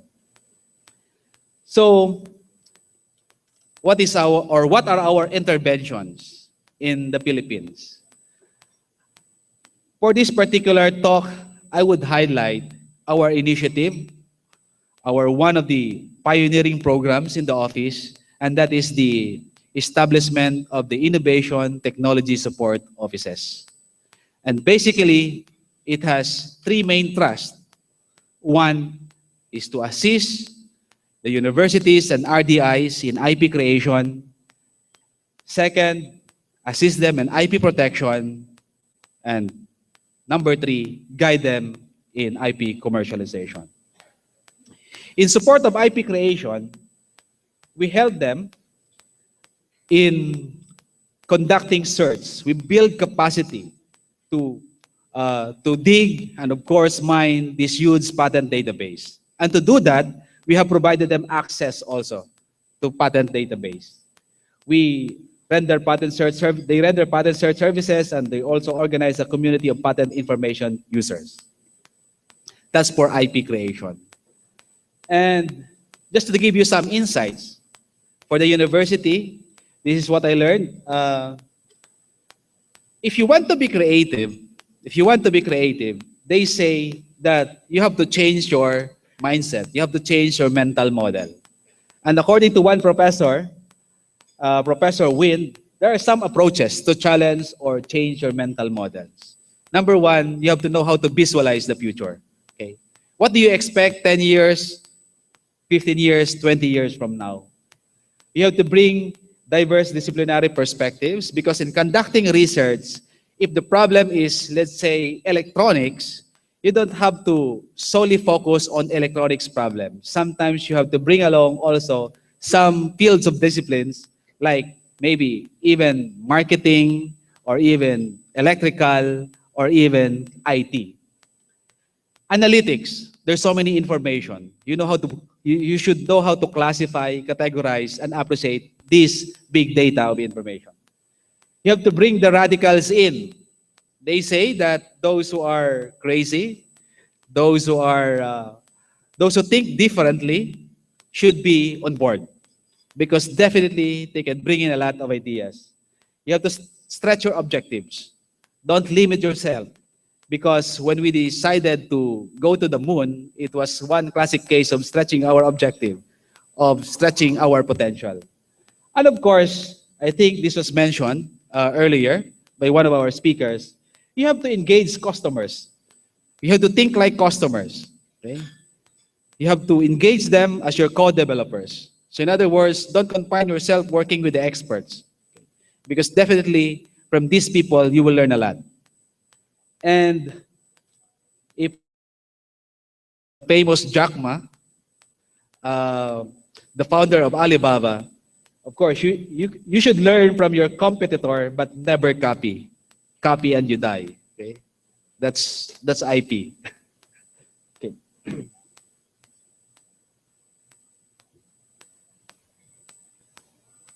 IP protection. This is very important also. In support of IP protection, we have provided general information on patents and patenting for our ITSOs. We provide skills training in patent drafting and prosecution, render patent drafting and prosecution services, and we have organized a community of experts to participate in patent examination. In the past, the researchers, the scientists were eager to publish their work. In the process, they defeat, of course, one of the elements in patent protection. Now, they are now IP-oriented and they are very mindful about the value and importance of protecting intellectual property. And in the innovation ecosystem, these are some of the insights that I would like our ITSOs and RDIs to take note of. In one paper published by WIPO, there are some practical considerations that you have to take into account. In the innovation process, usually it will start in the idea stage. But at the idea stage, you have to take note that number one, you are not yet sure if your idea will be patentable. We discussed this with Dr. Al yesterday, because sometimes if you thought of something novel, you thought of something revolutionary, immediately you will think that you will patent the same. But again, it really depends. You should know how to gauge and evaluate your idea if the same can be patented. In fact, even with respect to copyright, the same cannot be protected because idea in itself is not copyrightable. It's the expression of the idea that should be protected. So in other words, the advice is that take care of your ideas. Okay? You have to guard your ideas. So maybe at this earliest stage, one mode of protection would be trade secret. You can keep it to yourself if you feel that that idea is vulnerable to some manipulation or exploration of some experts on the same field. That's why at the earliest stage, take note of these various IPs that you are working on. If you have some technical drawings, better to put a date, better to deposit the same at the early stage so that if there will be an issue on infringement, at least you have a proof that you were the one who came up with that particular drawing or any copyrightable work for that matter. The writings that you have are protected by copyright. Take care of them. And then, of course, the second stage will be the research and development stage. So in other words, for ITSOs and RDIs, the fact is you will not work on that particular idea alone. Definitely, you will have to collaborate. Definitely, you have to work with others. Definitely, you have to engage the expertise of others. And so therefore, in the R&D stage, you have to be mindful already about issues on IP protection, issues on ownership. This was discussed yesterday. So at this stage, even if you have not yet finalized or you have not yet fully concluded the agreement, or even if you have not yet come up with a product, it is better that you resolve issues on IP protection and ownership at this early stage. In the same manner, on the third stage, when it comes to outsourcing, well, you will require someone to manufacture the product. You will require someone to, let's say, put some incremental innovation in the product. Better resolve that at this stage, you have already an agreement as far as ownership is concerned. And more than resolving ownership, take note also of the resulting intellectual properties in the process. Because as you know, the creation, the evolution of various technologies and of course invention is continuing. So better to capture already ownership and protection on the resulting IPs. And on the last stage, which is very important, when the time comes that you're ready to enter the market, when you have hurdle the valley of death in the innovation process, take note of other IPs also, like trademarks, industrial design. They cited here one example is aspirin. Aspirin was, I think, invented in 1890 or 1897. But when Bayer sought protection, okay, of aspirin as an invention patent, it was already mindful of the other aspects of IP like trademarks. So in other words, even if the period of protection for patents already expired, still Bayer was able to what? To preserve their market share because the market remembers aspirin. And for trademark, you can own trademark perpetually as long as you keep using the same, and of course, you have to renew the same with the IP office. The same manner happened with Hoover. Hoover was into household appliances. Yes, Hoover was very aware of the limitations on patents, but it was strategic enough to take into account the other aspects of IP. It has trademark Hoover, and Hoover became what? A household names. That's why even with the competition in the market, with the many manufacturers of appliances, still Hoover was able to preserve their market share.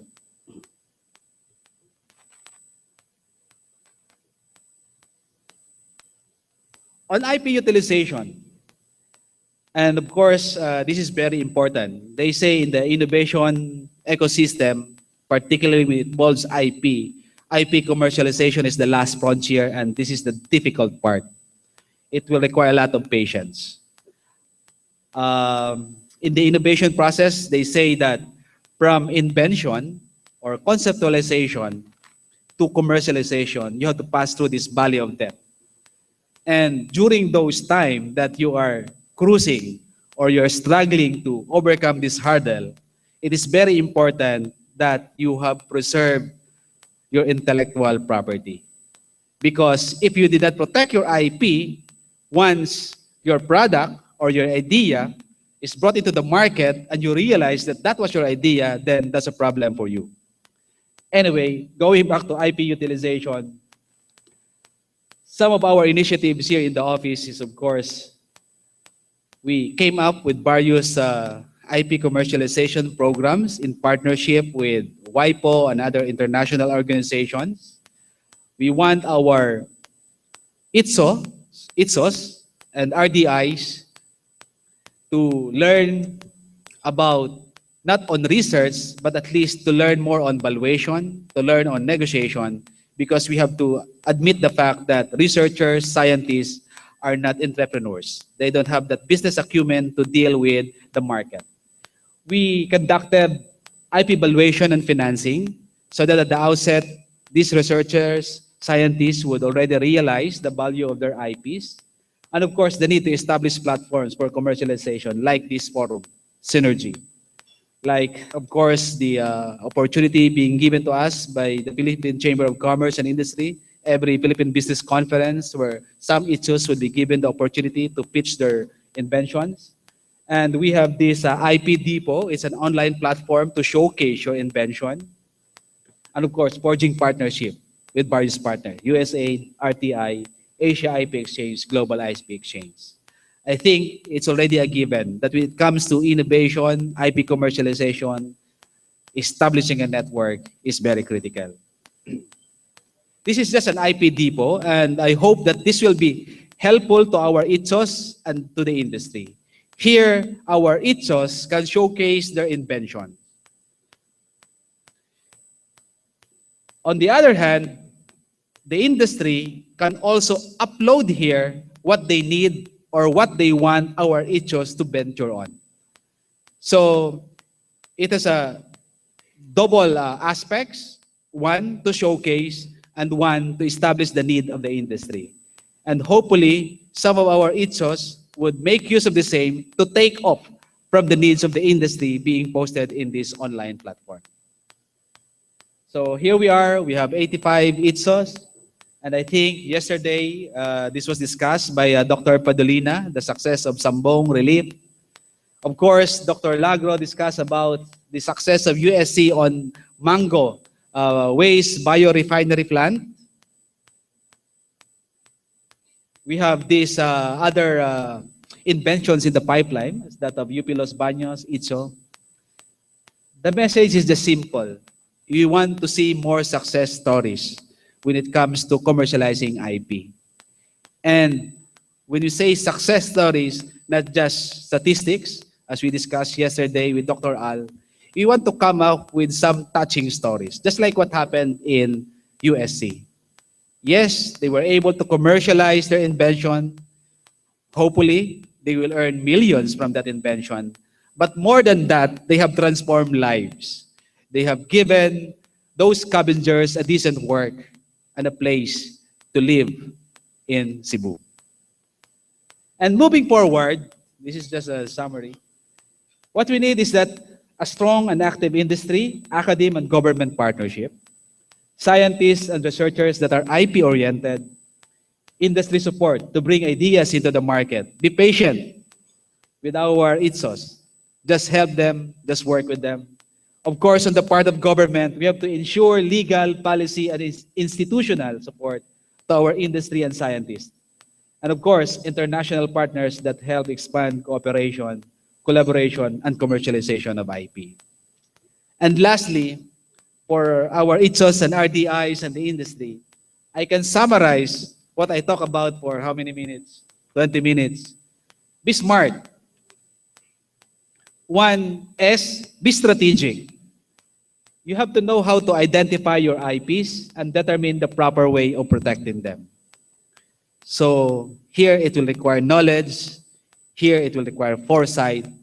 Here it will require understanding of the market. M, you have to be motivated. There has to be passion, okay? Not just interest. Because take note, innovation process is a long process. It's a very challenging process, and if you don't have that passion, definitely you will not make it. You have to be agile. You have to be flexible, because the reality is that there's so many things happening. Not just technologies, not just market, but even regulations. You have to be resourceful. Make use of the available resources, information, patents, database, okay, that would suit your ongoing research. And lastly, you need a team. A team who will be your support group, who will challenge your ideas and transform them into functioning assets. So with that, I hope I was able to impart some insightful things to you, and thank you very much.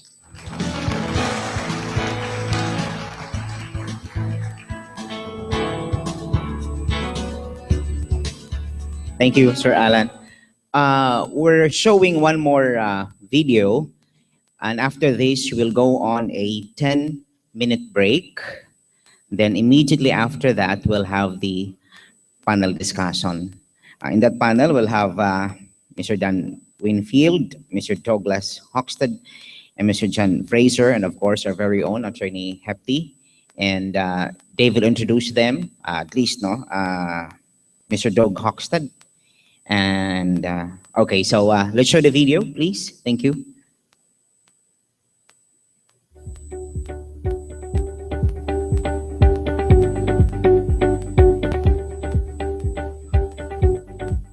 Hi, I'm Carl Mamawal. I'm the CEO of Nifty Bicycles. We've designed a three-fold bicycle that's one of the most compact and most comfortable to ride, actually. So that's what we do. Nifty actually started as a company last year. We were funded by Idea Space Foundation. So we won the Business Incubation Program. And we're lucky enough to get the seed funding from there. The green bike is the bike that we sell to our customers now.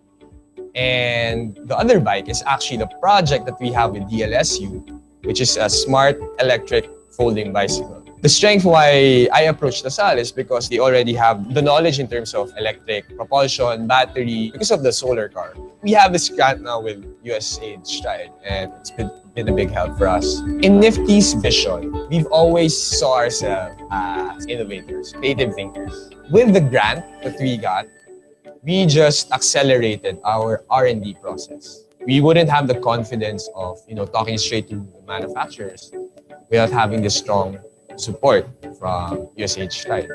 It's different when you're backed by someone. When you talk to a manufacturer, an investor, there's no meat in what you're saying. But now, hey, I'm making a folding bike. I have USAID Stride helping me out. And then people see it like, oh, these guys are real. These guys are really making something. My technology has been researched. My technology is sound. My name is Isidro Marfori III. I'm from the Mechanical Engineering Department. Carl Mamawal, the CEO of Nifty, he approached me. And then he had this idea about putting up a company about folding bikes. I think the Stride project is one of those programs that can actually help LaSalle. It's also amazing to work with different mindset, different people. And then one thing led to the other, we got the grant. And so far, we're really happy what's happening now. So it opened up like a new window. I mean, I've been teaching LaSalle for 10 years.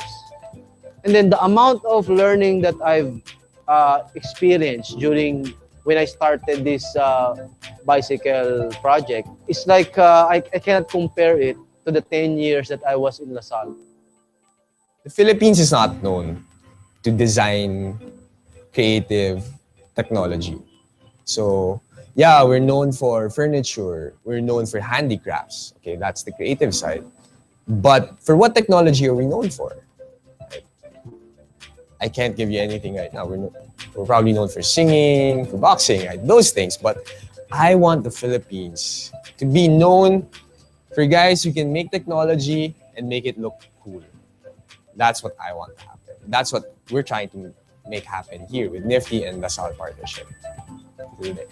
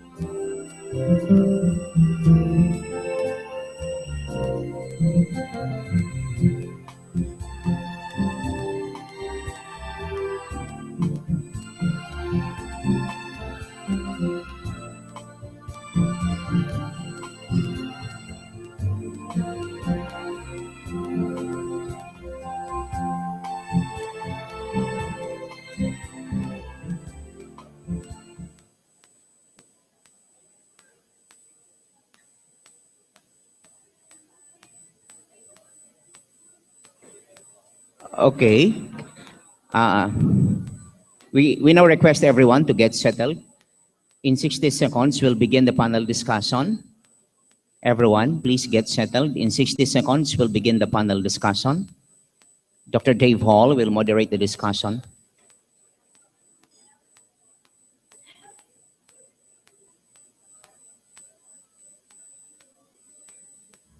Okay, now after this panel discussion, we'll have the session 4 on investors and accelerators. These are investors, and each one of them is going to present. They'll have a presentation. So we encourage everyone to prepare your questions. Write down your questions to address to these investors and accelerators. For now, we'll have the panel discussion. Okay, everyone, please settle down. Thank you.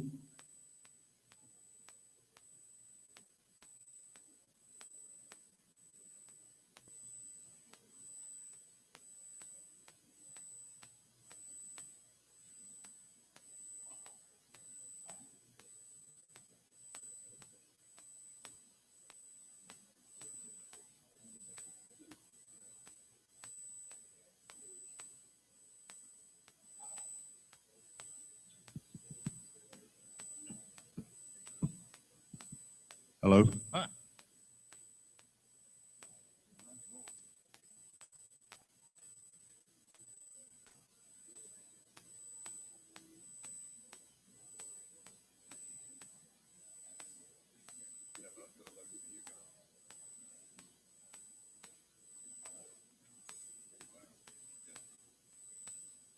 Hi, everybody. We're running a little bit late, so I've got a whole lot of questions here to answer the panel up here. I just want to briefly introduce them. We're going to be talking about managing the innovation pipeline. This is what you've just heard about. On the stage, we've got people you already know. We've got DG Gepty from IPOPHIL over here, who you just saw. We have John Fraser, who was our keynote yesterday, ex-president of AUTM and former director of the Technology Transfer Office at Florida State University. We have Dan Winfield, who was this morning's keynote. He's one of my RTI colleagues. He's senior director and manages our innovation advisors who are working on the KTTO program here. And right next to me is somebody who you haven't seen because he was speaking at the other conference yesterday. And when I realized he wasn't flying out till later today, I hijacked him. So this is great. We've got a freebie here. This is Doug Hochstadt. Doug's the director of the Office of Technology Transfer at the University of Arizona, in fact. And I've got a whole lot of detail here, but not enough time to read it all out. But Doug is, I think, on the board of AUTM. Yeah, so there's more AUTM experience here as well. So without further ado, I'm going to try and shuffle these papers one-handed. So let me start this. These guys don't know any of the questions. I told them they were going to be within their comfort zone, but I'm not so sure now. I've got them on edge. So I'm going to start with Dan because Dan doesn't work in a university. And in his talk, he described a whole lot of tools and techniques which are really powerful for managing an innovation portfolio.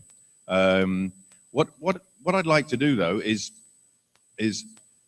if the universities want to learn about those, Dan, where do they find out about them? You know, because you've worked in the industry, they're not very prevalent in the universities. How do universities find out how these things work? Well, is this working? Okay.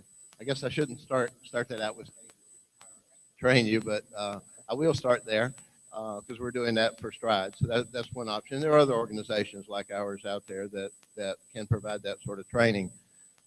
Certainly professional associations are a good resource for that. Altum in the US is a good example.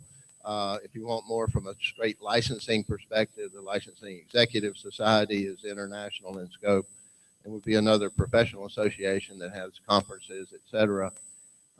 We think of it as that, however, that you really learn by doing.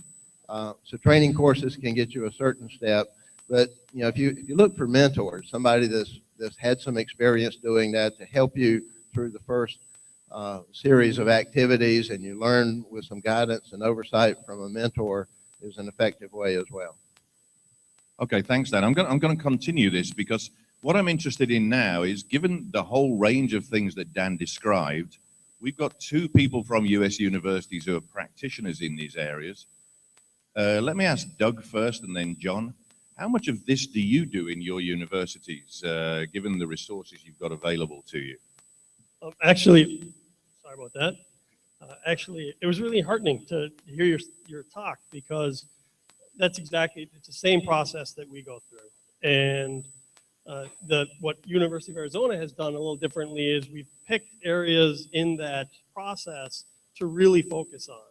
So I can't remember what you called it, but the triage. We call it preliminary assessment, and we've invested in ways to get a better preliminary assessment done.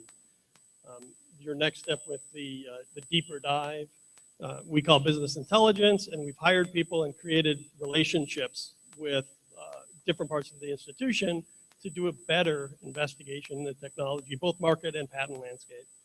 And then the third thing in particular was, and I think you actually used this term, was leveraging partnerships. We are on a huge growth spurt at the University of Arizona. We've grown over the last 2 years by 50 to 80% in all of our metrics. And so we know we can't continue that without leveraging partnerships. And so that's one of our main goals is creating networks of people that will support us and doesn't cost us money. Okay, Doug, thanks. John, what happened to FSU? I think the real answer is probably something that's going to be sympathetically heard here. When I started in this business, I didn't have a clue. I didn't know what to do. I didn't know where to start. So I joined professional associations and went to talks like this and began to understand what was going on. The first thing I learned, the key thing I learned was the professors know a lot more about this than you think they do. And so engaging the professor in a conversation around a disclosure or an opportunity is the absolute key.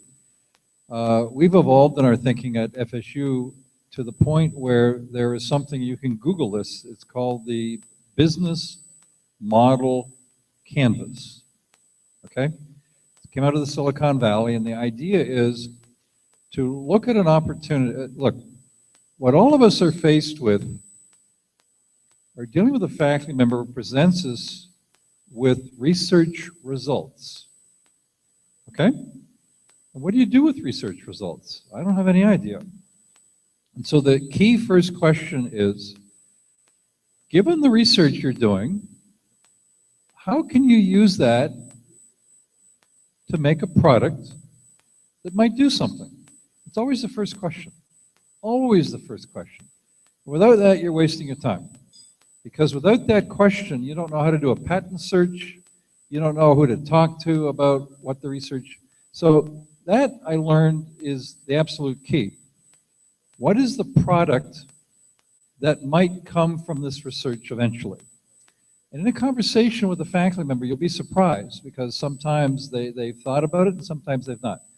But the business model canvas, you can Google it, is a chart. There's a series of questions that allows you to explore with a faculty member aspects of the idea turning ultimately into a startup company, which happens a modest number of times. But I use it rigorously with a faculty member to kind of really understand what it is that we think we have, okay? Once we document that, then we go do, we have an outside attorney that does a patent search for us. And all of a sudden, the patent search can become a lot more focused. It's not about the research results, it's about a potential product. And if that potential product is in a field that's cluttered with other patents, then you go back and say, well, what other applications might there be? What other products there might be? So what Dan has talked about is what all we universities use in various forms or another. But the key for me, learning this, was start with a faculty member, ask them questions, get them involved, and when you find information, as Allan's talked about, provided back to the faculty members so they stay engaged. So that's what we do. We do all aspects of it differently, but the absolute, when I left FSU, we had 6 people in the office total, okay? There were 2.5 of us that did deals. Very small office. And you learn on the job, as I think Dan explained. Thank you. Let's switch to patents just for now, because this is a question that's been asked in lots of these pieces of paper. I'm going to address it to Allan. Allan, you talked about the idea that ideas and innovation are becoming our most important resource, replacing land, energy, and raw materials. And technology is developing faster and faster. So ideas and innovation, really, they're a very fast developing, fast changing resource. So I've got questions here about the speed of the patenting process. And I'm curious because patenting started a long time ago and we did things on pieces of paper and we had time to think. Now as things are speeding up, how is the patenting process, how's the work of IPOPHIL keeping up with the speed of technology change? And is it a constraint? Well, my answer to that is that from the perspective of a government office in charge of promoting and protecting intellectual property rights, When it comes to IP, particularly on patent protection, I think they have to take note that we adapt to the first to file system. So in other words, if you have properly filed your patent application, so at least from the date of filing, in a way you're already protected. Okay. So the process, of course, another issue. They have to understand that the same will be properly evaluated, not only as to form, but also as to substance. And eventually, the patent will be granted. But just the same, the reckoning point, which is the filing date, would be very critical. And yes, the period of protection is 20 years, but again, you have to take into account also that the innovation process is a long process. It's a long, challenging process. Okay. So in other words, in the process of bringing your invention, in particular, into the market, what is very important is that at least you were strategic enough to have sought protection under the IP system.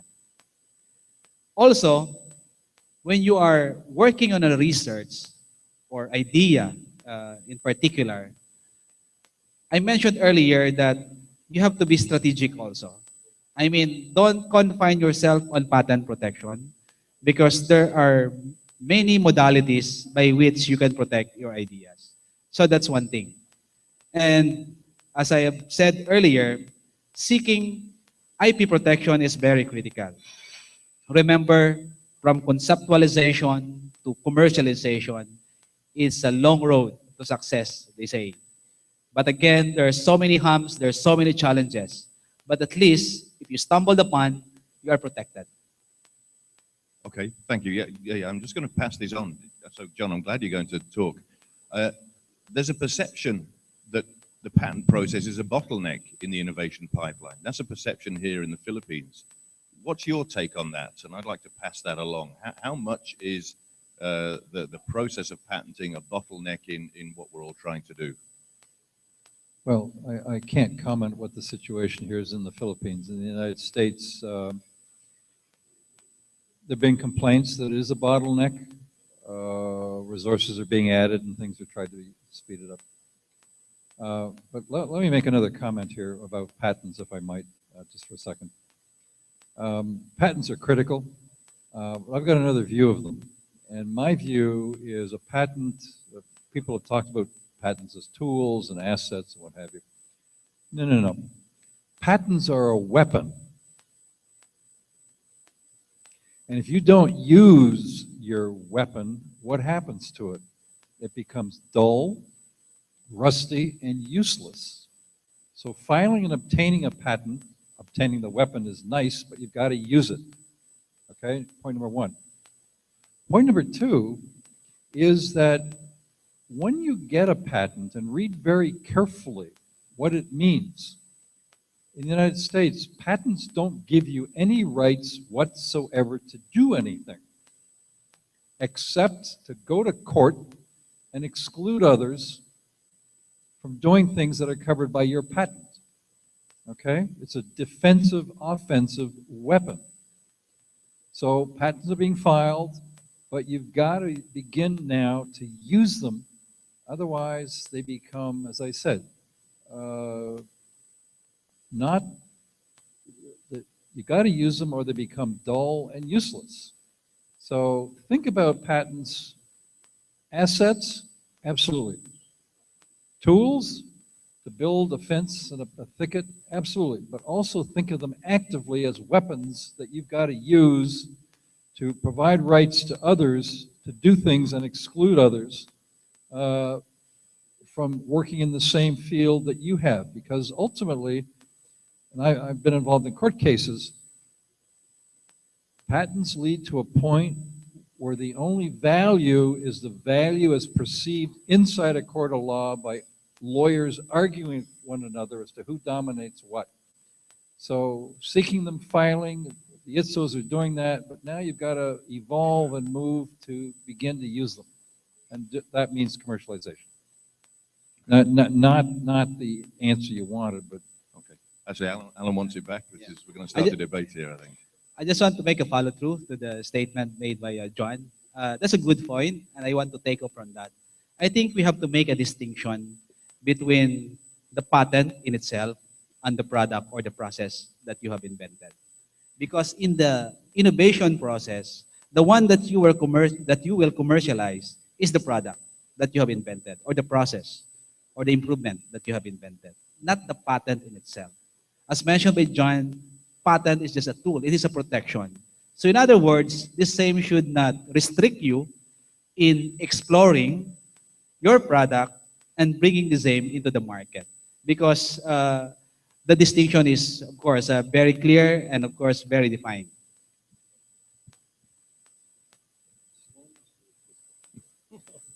All right, I'll quickly say that I don't look at it as a bottleneck. It can be tedious. It is expensive. But I think, as you were just saying, really the process of the productization is going to go on regardless of what's happening with the patent prosecution. So it's just part of the whole process to me. Okay, thanks, Doug. We're getting really short of time, and I've just got so many questions. So this is clearly an interesting point, but we need to stick to time. So again, I'm trying to just pull together some of the last ones that we got. This is great. Here's one in handwriting I can read, but it's too long. So let me try this. One of the observations in the Philippines is that much of the research in the universities is not yet driven enough by need. And Dan talked about about commercial relevance as well. That was one of the things he talked about. So again, to Doug and to John in particular, how do your universities establish the commercial need? I think it's something Philippine universities have a problem doing, is making that reach out and finding that out. How do you establish commercial need in order to decide whether to pursue a project or an idea? All right, so I'm going to start with a basic concept, and that is expectations. One of the things that we strive for is not to set expectations and not to expect that intellectual property and tech transfer is going to fund a significant part of the university or research. You have to do it, and you have to do it well to be prepared for the time when something really good does happen. So that's kind of the basic answer. The other thing is most of the universities that do tech transfer in the United States are basic research institutions. They're not looking for the result to begin with. They're looking for how things work. And then the trick for tech transfer is to take what they found and how things work and then figure out, is there a commercial application to this? And that's our job. I mean, that's essentially what we have to do. Does that answer your question? All right. There's a couple of things that we use in RTI, and I'm talking about RTI's research programs that might be useful. We conduct sessions that sometimes we call them innovation labs, sometimes other terminology, but where we might pull in a certain set of people from a given industry and have a fairly open discussion about what the challenges are. And we're generally looking for sort of pre-competitive challenges so that we could act on some research programs that might benefit, any of the companies there. So they're generally open to a general dialogue there. And that's very useful. So our researchers engaging with their researchers in an orchestrated fashion. Another approach we use internally is something we call an idea-thon. So our teams come with ideas and so some seed funding to go try and answer some of those questions before you embark on a research program around that. This whole technology transfer industry or profession is based on the fact that in the United States, people do a lot of research. And the question comes up, is it of any use? And the role of the Tech Transfer Office is to recognize that our profession is technology push. People have come up with ideas, and the faculty say, do you think anyone could use this? And it's our job to go find out what the answer is. And in answer to the question how you do that, well, I hate doing cold calls, okay? I just hate it. I feel rejected but So you join associations like Autumn and the Licensing Executive Society, and all of a sudden you begin to gain contacts and friends that if you can give an executive summary of what the potential product on the research might be, you can phone a couple of people and they'll say, well, I don't know, but you might want to talk to company X. And you phone company X, where the person you contact is also part of the association. And all of a sudden, it's not a cold call. It's a case of, did you go to the last meeting? Did you see the latest newsletter? That begins a conversation. I will tell you, if you join professional associations like those, you're demonstrating seriousness. And you can phone other members. And by definition, they will answer their phone and give you 10 minutes because you're a member of the association. You're serious enough about the business to join the association. At that point, you then need to give them the executive summary. Our researcher has some research results that we think might make this sort of product with this sort of benefit, not this sort of feature, but this sort of benefit, as Dan pointed out. And all of a sudden, you can begin to get feedback. I've gone back to faculty and we've killed the project because someone else is out there bringing a product through a company into the market 6 months ahead of us. We're just toast. And other times, it stimulates the faculty. Okay, that's the first comment. The second comment is this. In the United States, before you get tenure, dealing with the private sector is problematic. Can this and will this lead to a publication that will get you tenure? Yes or no? That's always an issue you've got to deal with. Once a faculty member gets tenure, you can begin to explore whether they're interested in the practical applications of what they do because they've got tenure. And it becomes a case of, okay, the students you get, the chance of them getting an academic job is maybe 5%. They're going to be employed by industry or government or self-employed. So by getting them involved with some work that might be application-oriented, it improves their resume and gives them a sense of what they might do later on in their career. This is a very interesting industry. We've tried to make it application driven, but we're dealing at universities where the culture is not that way oriented. So my answer to the question is, you've got to go out there, try and find out whether someone's interested in your research results. Go back to the faculty member to see if they're interested in talking to a company that might be able to use not the piece of technology, but the expertise the faculty members built up over 20 years, or the facilities they built up over 20 years to help the company work something out. So it's an ongoing back and forth. Okay, thanks, John. Unfortunately, just checking my timekeeper who's cutting his throat, so that means I have to finish. One thing I've learned from this is simply because of the number of questions I've got, next time we do this, we're going to devote more time to this. But we're going to call it a day there. DG Gepty is going to be around for a while. John's around all day because I've got him all week, in fact. Dan's around all day. Doug's got to catch a plane if we'll let him go. But they're here, they're your resource. So if I didn't get to your question, then you can get them in a corner and you can ask them themselves. But I'd like to thank the panel. I think that's really useful. Sorry it's been a bit too short, but also thank you out there for what are a great set of questions. So thank you. Thank you.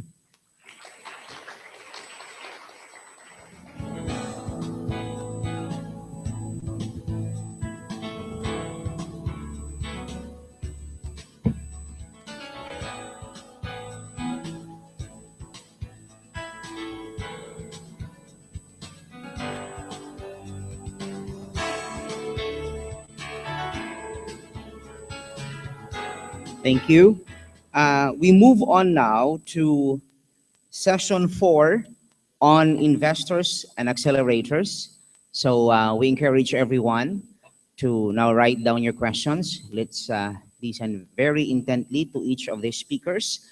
Our first speaker, Mr. Christian Bessler, is the co-founder of Kickstart Ventures, a globe-backed investment firm for disruptive technologies and business models. Over the past years, he has worked in diverse industries from telecommunications, software development, business consulting, and finance.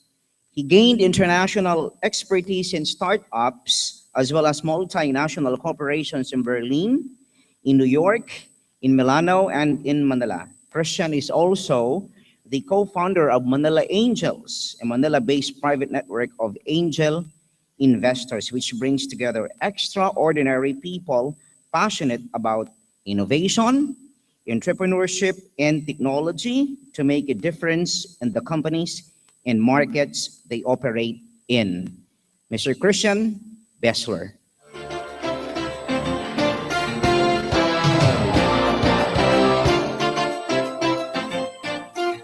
Thank you, and good morning. Thanks for having me. I will make it quick and refreshing, so not steal much of your time. I know it's the time slot before lunch is the most interesting one. Everybody's looking forward to lunch. Can I have my slides up? All right.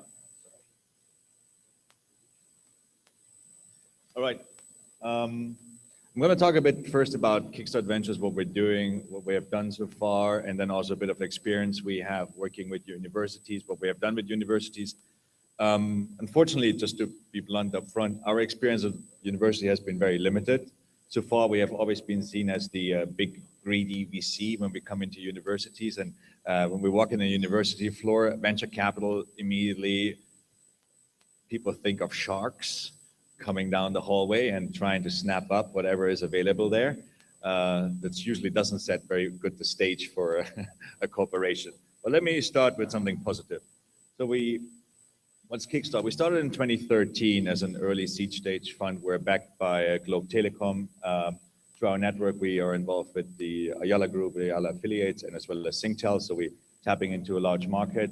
What we're doing is seed to Series C. So we're doing like small checks, like $50,000 to up to $5 million checks on a global level now. We originally started in the Philippines, but we have seen a lot of interest actually from global players to come to the Philippines, tap this 100 million people market and roll out their startups here. So we're helping them to invest it and get a cut out of it as well.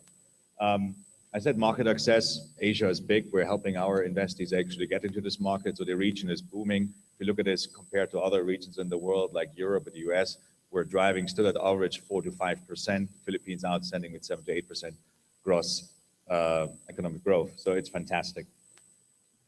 What we've done so far, over the last years, we invested in 23 companies. They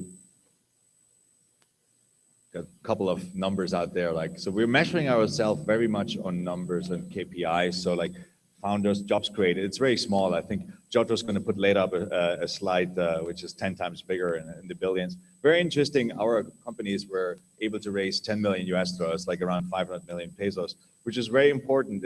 Most of it is actually foreign capital coming into the Philippines. So when somebody says, oh, like, we don't really want to invest in the Philippines, actually the proof is that people are investing in companies operating and being incorporated in the Philippines.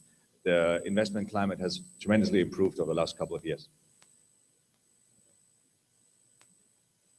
It's a bit of a portfolio overview of what we have done. So like enterprise solutions, given that it's very expensive to acquire customers in the Philippines, like people still don't trust buying online. I mean, you see what Rocket Internet has to throw at consumers to convince you that buying in Lazada and Zalora is safe. It's tremendous. But at the same time, Super Pacific is having a peso sale every Monday and people buying in huge amounts of people, right? So it's quite disconnected. And if you see e-commerce statistic here, 90% is dominated by travel. So people trust to buy their tickets online, but don't trust to buy their clothes online, which is quite weird, right? So we invest in fintech, health tech. It's a couple of pillars where we actually, education, we believe healthcare is really ripe for disruption here. It's an island nation, right? Healthcare is very good in Metro Manila. If you go out into the regions, it becomes tremendously bad.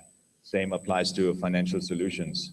You look at Metro Manila, you have a bank in every corner. You go a bit out or you go in the south, it gets replaced by pawn shops. Banking is just not becoming any longer institutionalized.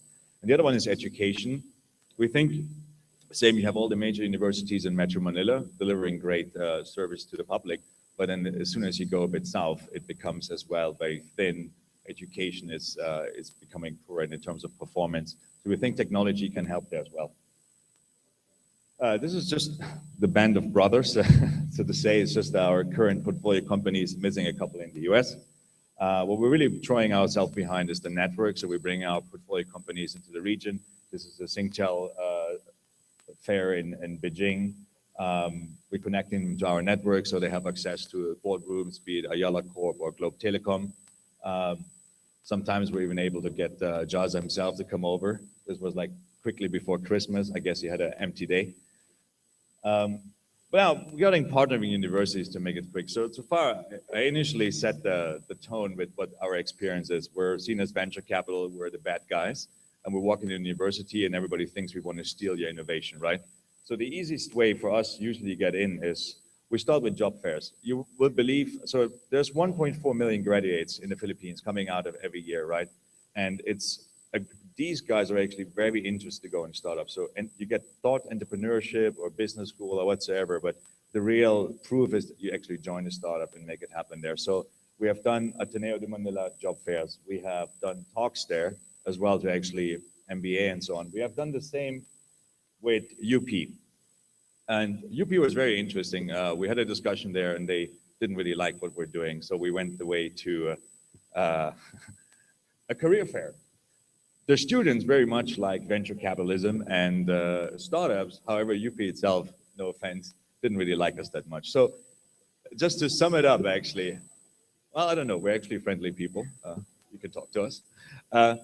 It is the interest from the students is very big going into entrepreneurship. And I think the Philippines mindset is actually very well in entrepreneurship. It's changing over the years. Like originally when I came here like 7 years ago, everybody wanted a job in a multinational corporation, be there employed for a lifetime and so on, rise to the ladder and don't make any mistakes or failures.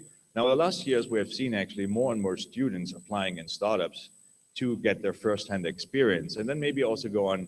We have a couple of founders who first worked for multinationals, work for a startup, and then built their own startups. Like you first learn the reality and the harshness that comes with the entrepreneurship, and then you move on into your own startup. So in our learnings is career talks, job fairs. It works very well.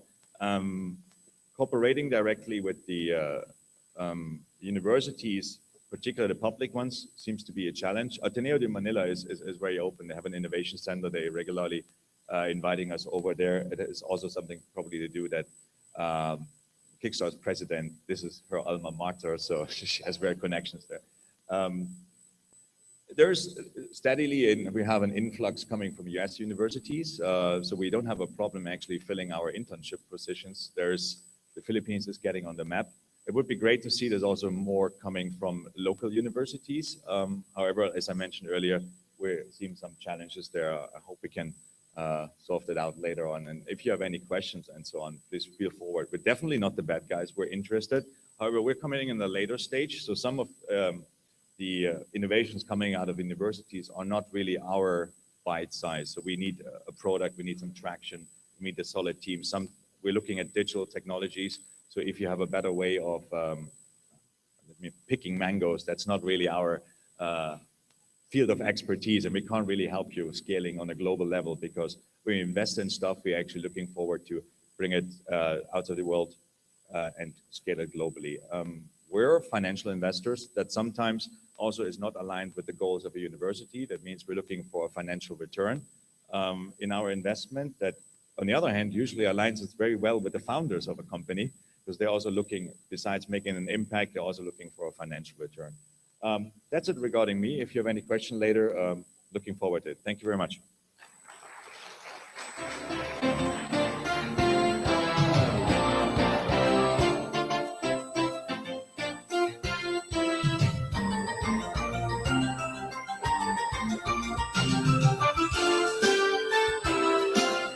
Thank you, Christian. I hope you got that. Again, please write down your questions. Our next presenter is Mr. Jojo Flores, who does overall strategic planning and prioritizing for the Plug and Play Tech Center, a business accelerator that specializes in growing tech startups And apart from plug and play, Flores has also started over 15 companies globally and is working on a 16th. Friends, Mr. Jojo Flores, please. Thank you.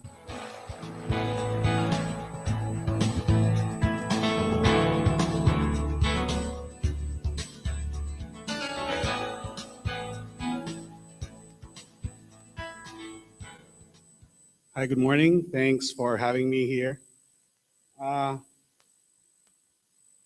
We have a little video clip, if you don't mind, just to start things off. Okay. Can we do that first?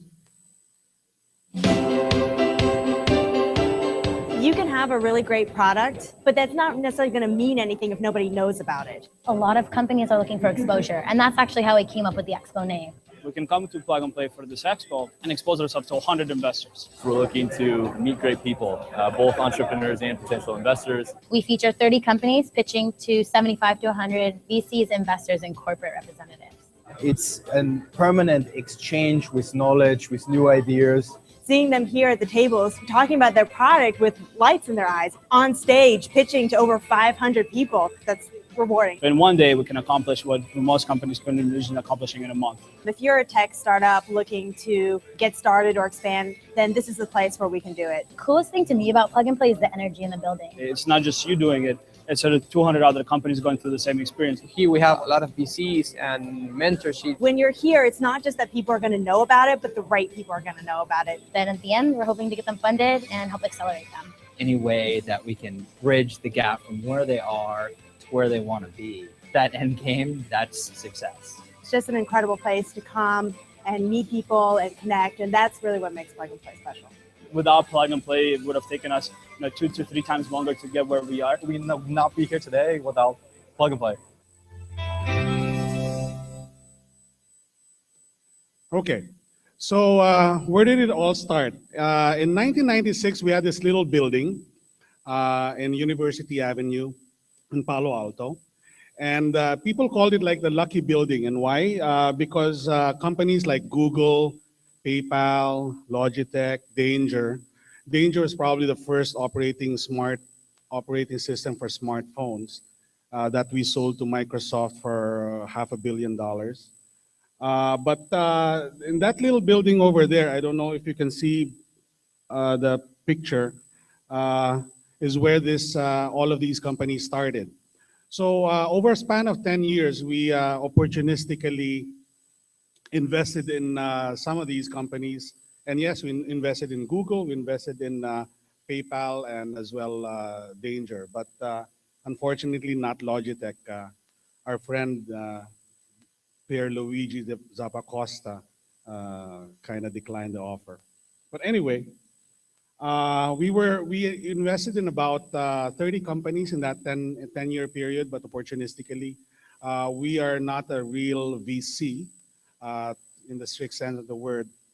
But in 2006, actually, when I came back from Europe in the United States, my CEO and partner, Saeed, and I sat down and he said, let's start a new business. And we said, why don't we scale up this little building that we had? It's about 1,000 square meters, that building in Palo Alto. And we said, let's buy a bigger building and see if we can get more startups that we can invest in. So we bought this other building from Philips Semiconductors. It's a 17,000 square meter building in Sunnyvale. And that's where we all started Plug and Play. So just in that 10-year period, just some quick numbers. So since we started, we've helped about 2,000 startups from being inside our community. At any given time, we have about 350 startups at Plug and Play. And to get to the number of 2,000, we review every year close to 4,000 startups from all around the world. One of the things that we measure very greatly is the amount of funding that our community of startups have raised. And since the beginning, they have raised in excess of $3.5 billion. We also work with a lot of corporations, and I think I'll be talking about this more later on. And the $3.5 billion actually came from our partners, VCs. No, so we do a lot of deal flows in plug and play, and present the startups that we have in the community. And also, I will be talking more about the university partnerships because I think this is very important for you today. Some of the startups that we've invested in, I mentioned PayPal, but I think one of the main brands here that you will see is Dropbox. Dropbox came to us actually in 2007, if I'm not mistaken. And when we invested in the company was less than $5 million in valuation. Today, the company is worth $8 billion, I believe, $8 or $10 billion. And so that's one of the unicorns that we have in our portfolio. Another one is a lending club. You can see down there. It's a peer-to-peer lending platform that IPO'd in 2014.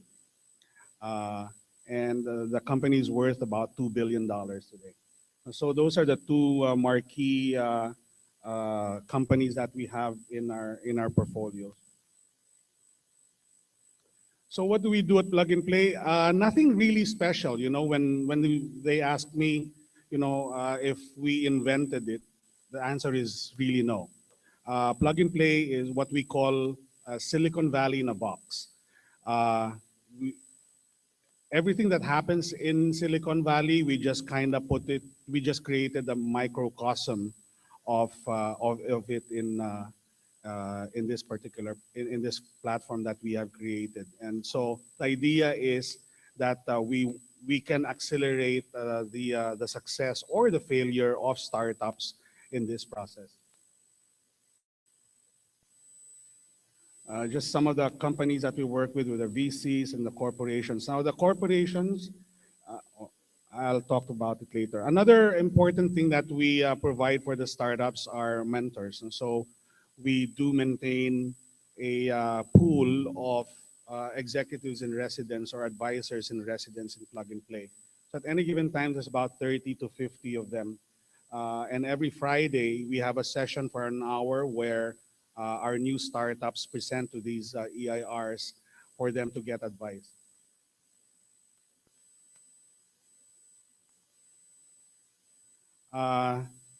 We're a big party place. We do about 100 events per year, okay, and we receive close to 20,000 guests per year. You know, so when people go to Silicon Valley for their immersion programs, they normally go to Stanford, they go to Google, and one of the places I think that's becoming popular is Plug and Play, no? Which is good for us in terms of branding as well.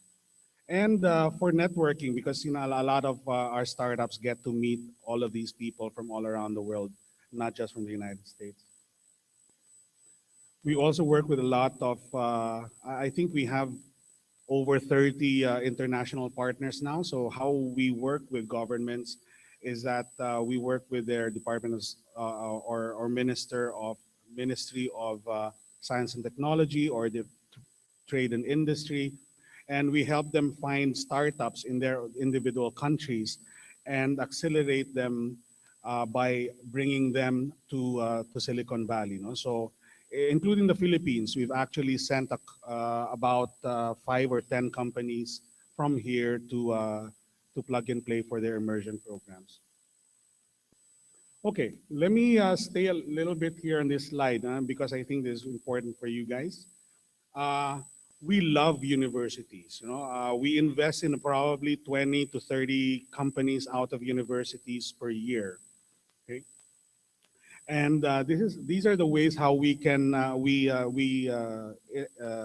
engage with the universities. And so these investment forums, we hold special demo days for university startups in Plug and Play.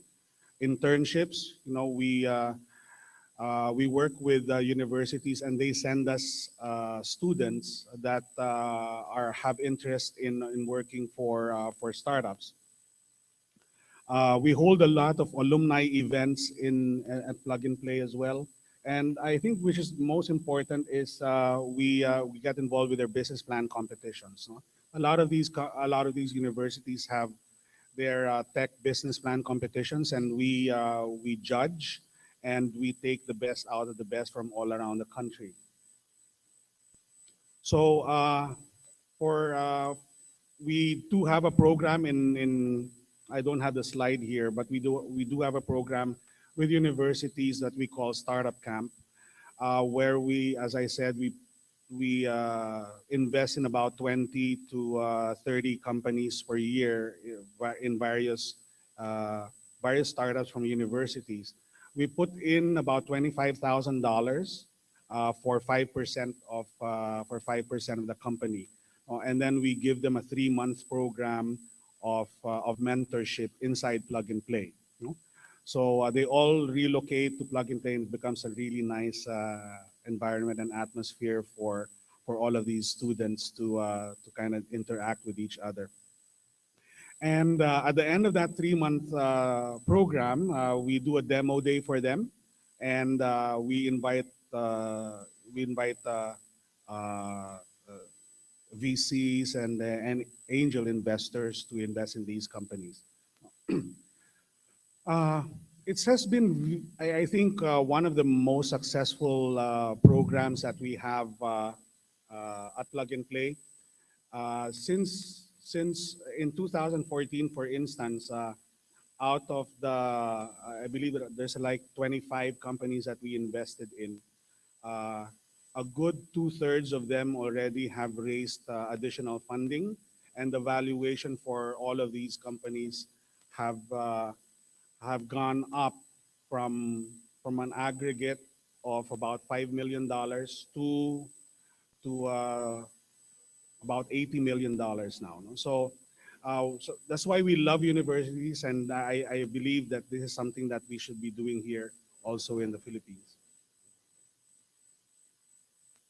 Okay, just a slide of how we find our startups. So we have the international partnerships, the universities, our corporate partnerships, and the events. Now, for the corporate partners, this is what we actually do with them. So we have 4 accelerators now that we focus on. These are fintech, digital media, brand and retail, and Internet of Things. Actually, for Internet of Things, we're breaking it down to 3 more subcategories: connected cars, connected homes, and connected health. Huh? And for each of these areas, we find the partners, the corporate partners that will help us build the acceleration program. So very simply, this is how it works. So we sit down with a company, let's say for example, let's see.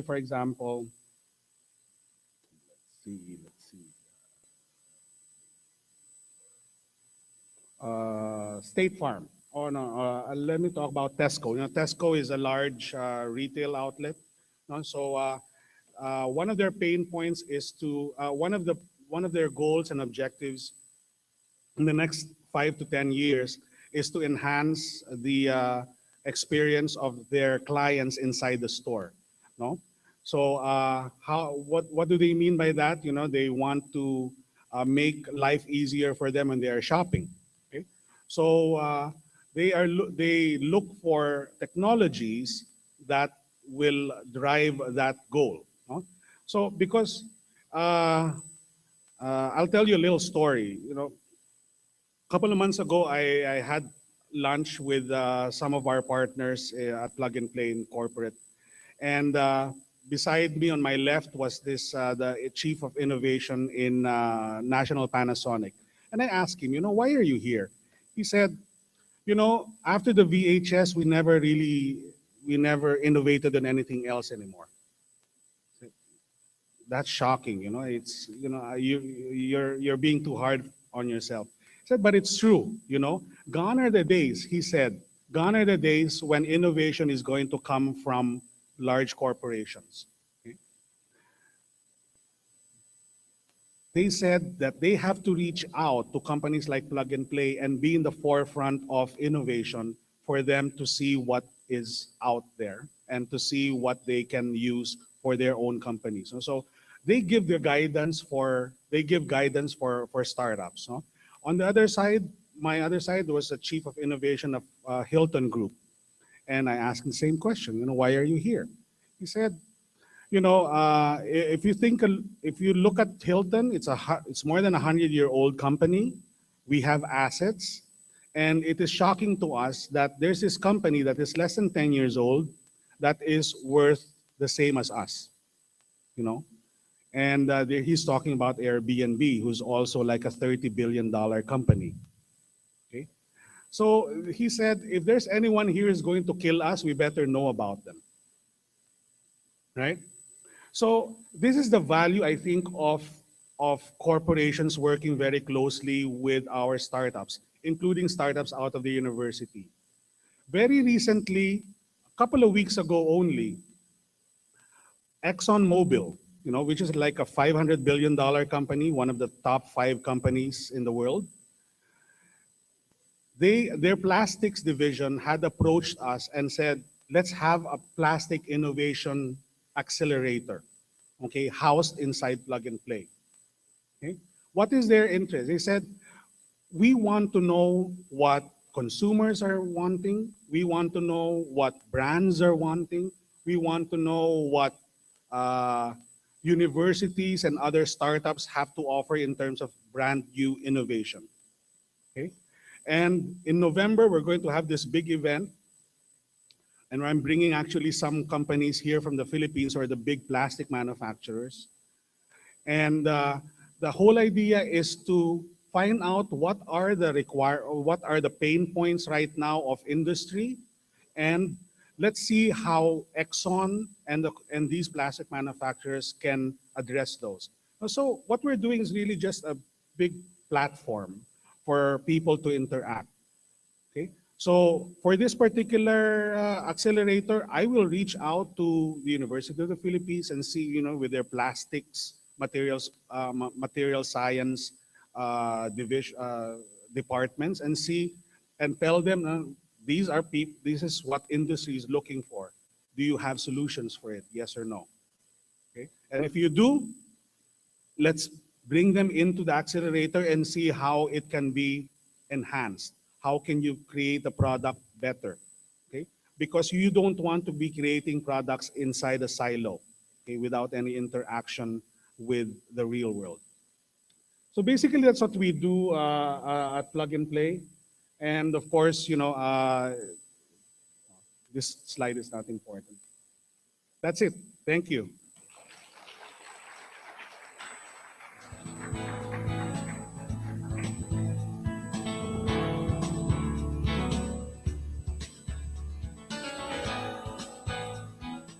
Thank you.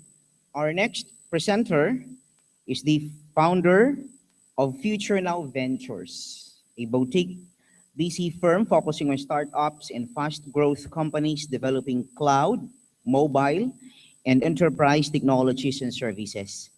Previously, he co-founded Cloud Sherpas, or formerly Global One, a leading cloud SI with solid Salesforce.com, Google, and ServiceNow partnerships. He also founded Okir LLC in 2003, which was the first Salesforce.com consulting firm to focus on enterprise vertical solutions. Friends, Mr. John Orok.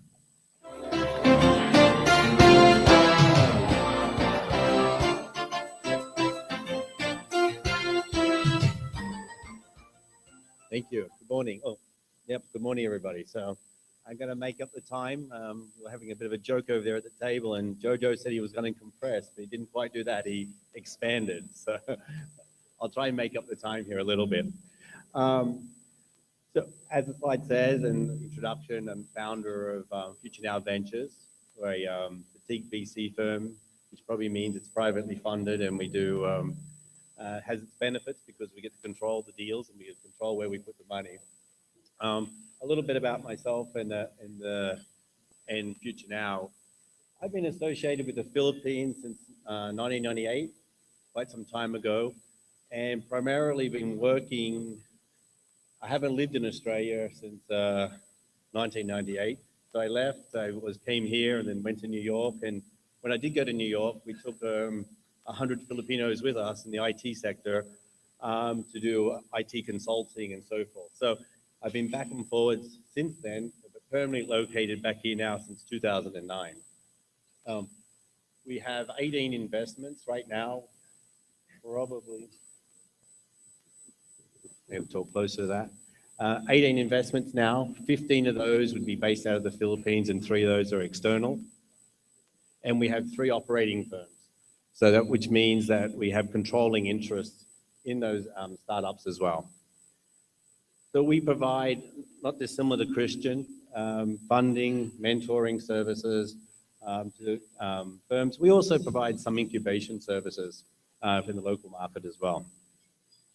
So a little bit about what we do daily, I guess. And I think this is somewhat relevant. We can talk about it in the panel, but we get a lot of people that come to us with ideas, right? And so we try to assess those ideas. The entrepreneurs or the people with the ideas have a lot of enthusiasm, a lot of excitement. Then we have to do a sort of a reality check on a business plan, right? What will work, what won't work. But the good news is there's a lot of people with a lot of good ideas, eager to do something, whether it's for themselves or bettering their community or their colleagues, and they generally comes as groups, the teams from a university. So when we do actually get engaged with some of these firms, we do help them with the basic business operations.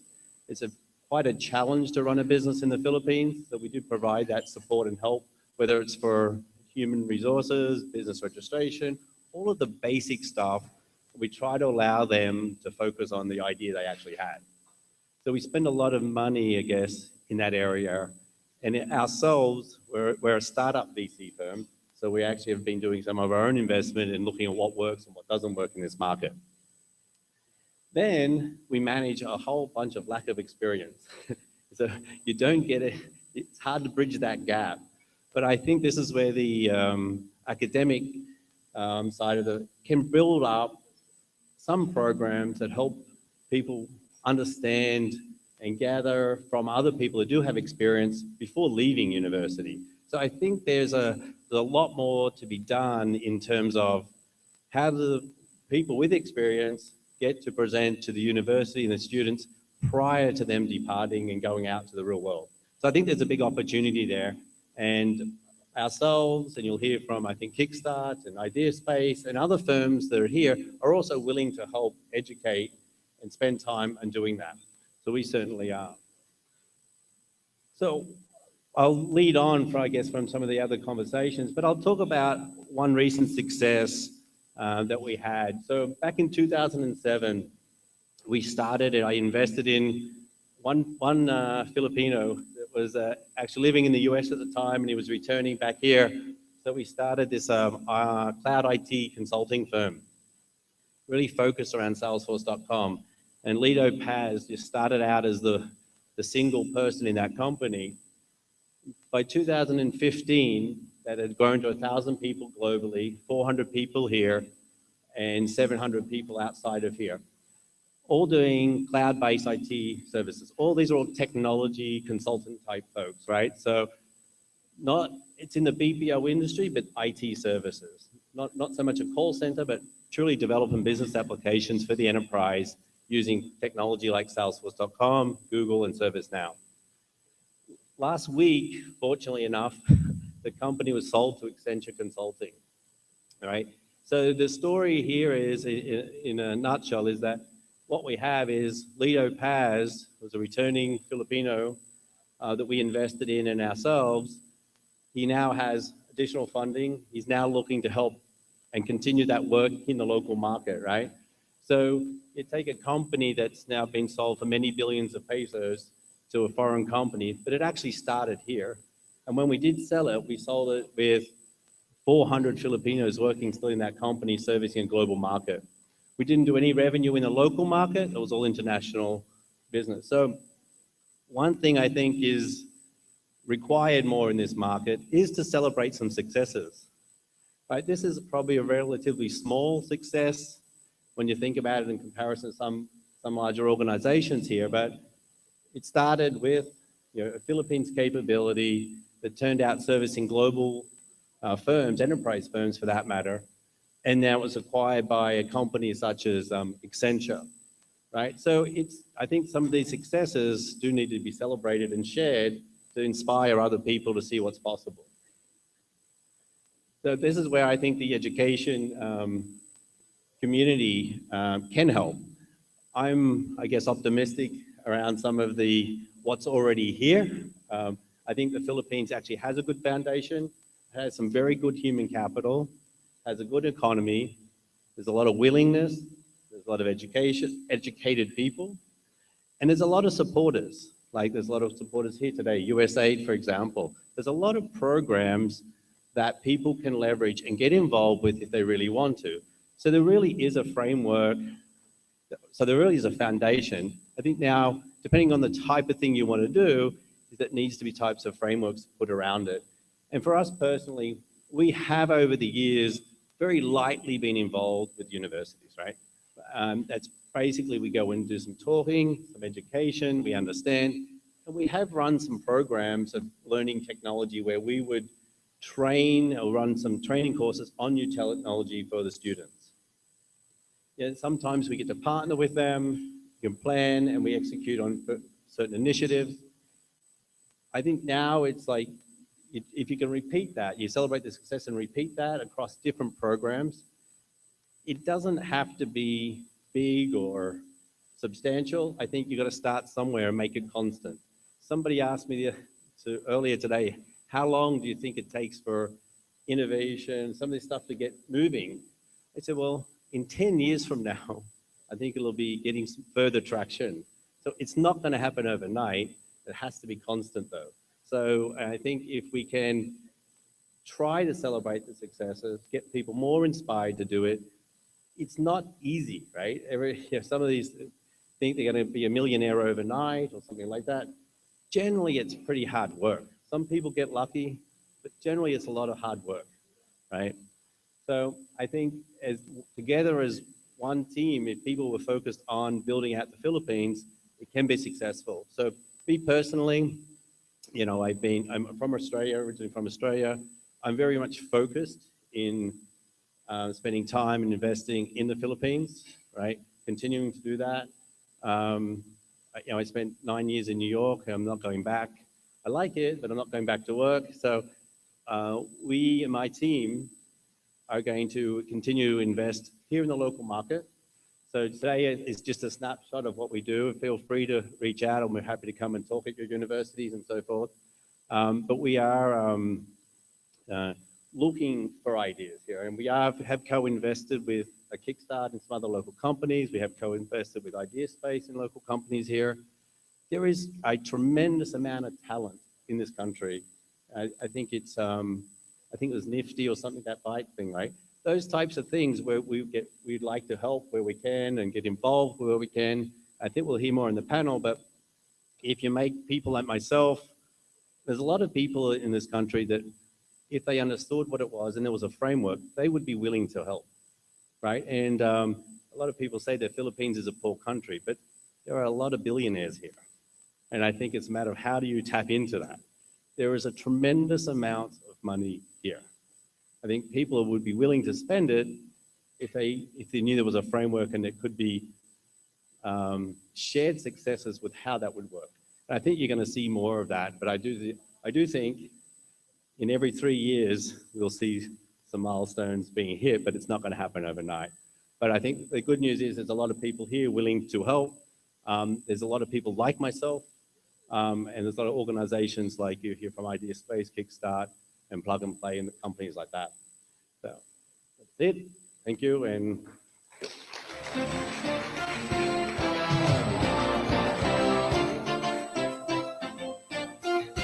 thank you. Our fourth presenter, He's the president and co-founder of Idea Space Foundation, which is IPOPHIL's common partner. Prior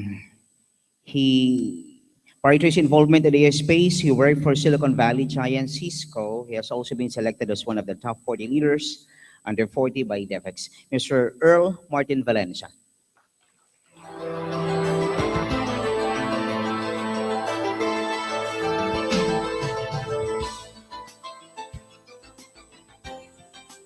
Hello, good morning. How's everyone? Good. So I just flew in from New York this morning, so hopefully I don't get jet lagged in the middle of my presentation. But I want to talk to you about Idea Space. Who here has heard about Idea Space? Maybe been to your campus, maybe some of you. And we're one of the largest kind of early stage incubator accelerators focused in science and technology. We're actually a nonprofit funded mostly by the First Pacific Group. This is actually the state of the nation in 2011. And I know Christian's here, Jojo, John, all of us have been kind of talking about this. And we're like kind of the band of brothers and some also like Dino with sisters to think about how to fill this innovation gap in 2011. I'm sure this is a problem of a lot of your students. And I've gone all around the country. And a student always asks me, sir, how do I get my idea funded? In 2011, actually, is very difficult. In fact, only people who have connections, a lot of people could commercialize, and then the only option of people is to leave the country if they just get frustrated. That's the state of the nation. But what we realized, actually, is that how do we create an intervention for this? And I'll talk about later is that actually this whole pipeline is now filled. Literally from R&D to expansion, there's actually support. And Stride is actually one of the biggest supporters of that at the early stage. So we really focus on how to build a science, technology, innovation-based economy here in the Philippines using private sector resources. And that's really what we do. And I think like all of us, let's just find the next kind of big innovator for emerging markets, particularly here in the Philippines. And we do it in a number of programs. And hopefully the universities here get involved with some of our programs. We do a lot of community building events. We do about 100, close to 100 events per year. Maybe 60 to 70% are actually in universities. So if we haven't gone to university, please let us know. Because we've covered at least 60 to 70 universities already in a span of 3 years. We incubate startups. Literally, they're just ideas or prototypes. And actually, Nifty is a good one. So you guys saw the video. Nifty came to us with a cardboard prototype, right? Literally, cardboard bicycle. And we said, not so sure where this will go, but we believed in the team because they created a solar-powered car for their master's, their bachelor's thesis. And then we invest very small amounts. We funded about 38 companies. We're one of the most active foundations, if not institutions, that file invention patents in the Philippines. And we actually have a PPP with the IPOPHIL to think about creating the ITSO network with us. We funded the initial commitment about 11 million USD. So again, we do a lot. We do this thing called the boot camp. It's a one-day experience for students. And most of you will be surprised. Most of the people here are faculty, right? Raise your hands if you're faculty. So one thing that is a challenge for you before I finish this is how do you encourage someone with an idea that you might not actually be comfortable evaluating? Again, I'll repeat that. How do you support an idea of a student that you might not actually be comfortable in evaluating? Because every time we do a boot camp, we have this whole story where actually you're the first person ever in my life that actually listened to my own original idea. Because even my professors don't actually believe in what I'm saying. So that's something I hope, I'm challenging all of you, is to be supportive, right? We also co-run the sweep. If you guys are in engineering with SMART, we also do events with the Go Negosyo, especially in technopreneurship. And we just do events over and over. And probably around 30% of our portfolio probably spun out of either a master's, bachelor's, or a faculty research. again, here's the money slide. Literally, because it's about money, right? So everything encircled, and I didn't put here John's F&B, right? But everything encircled in red actually started just in late 2011. So either your faculty research, your students, even corporations, this is the golden time for someone in the Philippines to actually start a business because they have a chance, even if they don't have all these externalities like kind of a rich uncle or a rich dad to support them, right? So there is hope, and that's some hope that you should bring to your students. Where, if you really are, you have the passion, you have the drive, you have the technology, and you're willing to actually be supported and get experience. This is the right time for you to start, and we hope that this whole ecosystem starts to still grow and continue over time. Right. So we're probably one of the largest collection of ideas in science technology in the Philippines since we started. So last year, we got about 1,028 submissions in the Philippines. But what's more important is that we get a submission from every region in the Philippines, including ARM and CAR. And 50% is outside Metro Manila. Ironically, we also have people from 15 countries applying to us. But that previous statistic is something you have to really take in consideration, because this is a movement that actually will not stop. We got about 630 applicants last year, so 60% increase. This generation, the generation of your students, they're very interested to do this. And I hope that you will actually think about what's your support structures in your universities to support it, because this is not a Metro Manila thing. This is an entire Philippine thing and a generational thing that is happening, that most people want to do some sort of innovative driven enterprise just to start, right?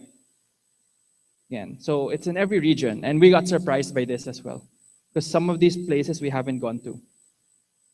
But what also is another interesting fact is that the type of ideas that we get is extremely varied, from new energy resources, like salt lamp, right? So it's a lamp from De La Salipa powered by salt and water. So faculty research spun out. What's Smart is a master thesis, so people can monitor their home energy use and SME energy use at real time. So that's from UP Diliman. Time for Innovations is a virtual queuing system. So if you guys been to travel expos, Cathay Pacific, Citibank, all these things, use them so that you don't wait in line anymore. That's from Ateneo de Zamboanga. RTAP is a real-time adjusting pump.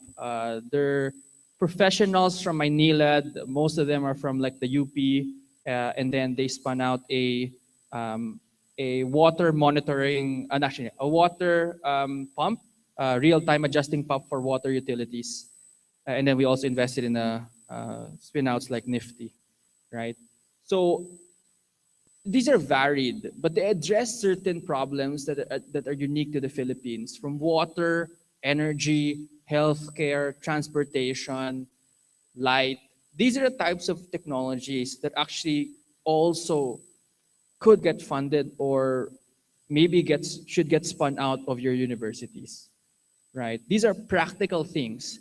What's the point of having an innovation if it doesn't get spun out to people to use it, right? And that is our own philosophy, and that's why it's also a challenge to a lot of you. And we feel, and I always get this question, how do we create something like a plug and play of Jojo, right, in our own locale? So what we realized, and we've done about, visits of 20 different innovation centers all over the world, and it really boils down to 5 things, right? Tech-based universities, the corporations have to get involved, the government has to give some sort of participation and incentives. You have to have a walkable, hyper-caffeinated area close to this place, and then really entrepreneurs to be motivated by doing this. So actually, we're creating with the government a public-private partnership. And this is not our project, it's actually the nation's project, and we're just supporting it, is to create the National Innovation Center of the Philippines. To start with is in UP, and then one is in the University Belt in Manila. And it's everyone involved, right? But our agreement with the DOST is that it should not just be in these 2 places, but in maybe everyone in a major metro in the Philippines. So that's something to think about. If we had an asset like this, how would you take advantage and how would you actually participate? That's the bigger question, right? So again, this is just like kind of cool drawings just to see that it's real, it's not fake, right?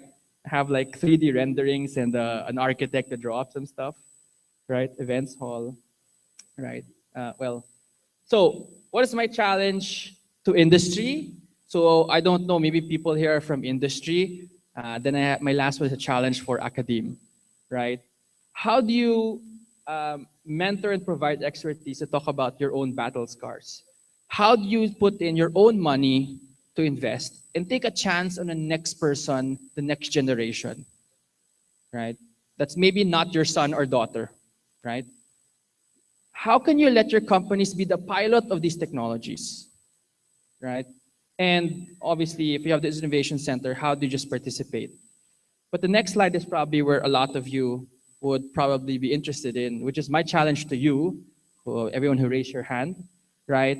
How do you mentor your students to consider entrepreneurship as a career besides actually discouraging them, right? I've seen that, right? How do you think about commercialization path for even their student projects? Have you even asked the question, what will happen to your project when you graduate, right? Just that question alone. How do you invite and be really earnestly, genuinely inviting industry into your university to help them? I know Christian was talking about his own experience, but I hope that's not a common experience in universities all over the Philippines, right? And for IP in particular, and we talked about this in the panel, how do you give before you receive? How do you not talk about IP licensing upfront fees, but rather let's build a business together so people can use the research, right? And then we just finished actually our first cross 8-university class in Mapua last week, right? And how do you host more cross-university classes? Why? No university in the Philippines can claim I'm an expert in every domain. And that's one thing we realized is that in Intramuros case study, UBelt, Mapua said, yeah, we have a business school. But is that the best business school in the Manila area? No, right? We have a hospitality school, right? I think ICUM said, but you're not good in technology. So we have to get this cross-university talking to each other, right? Bring students to learn about innovation and really advocate your governments to create an innovation center for people to come together.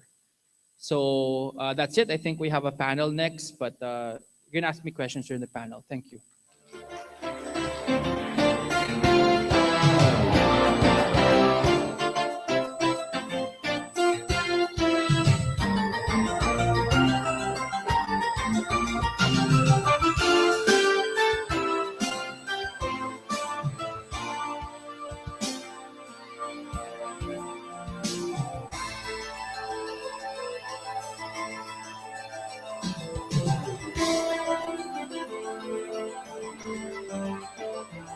Thank you.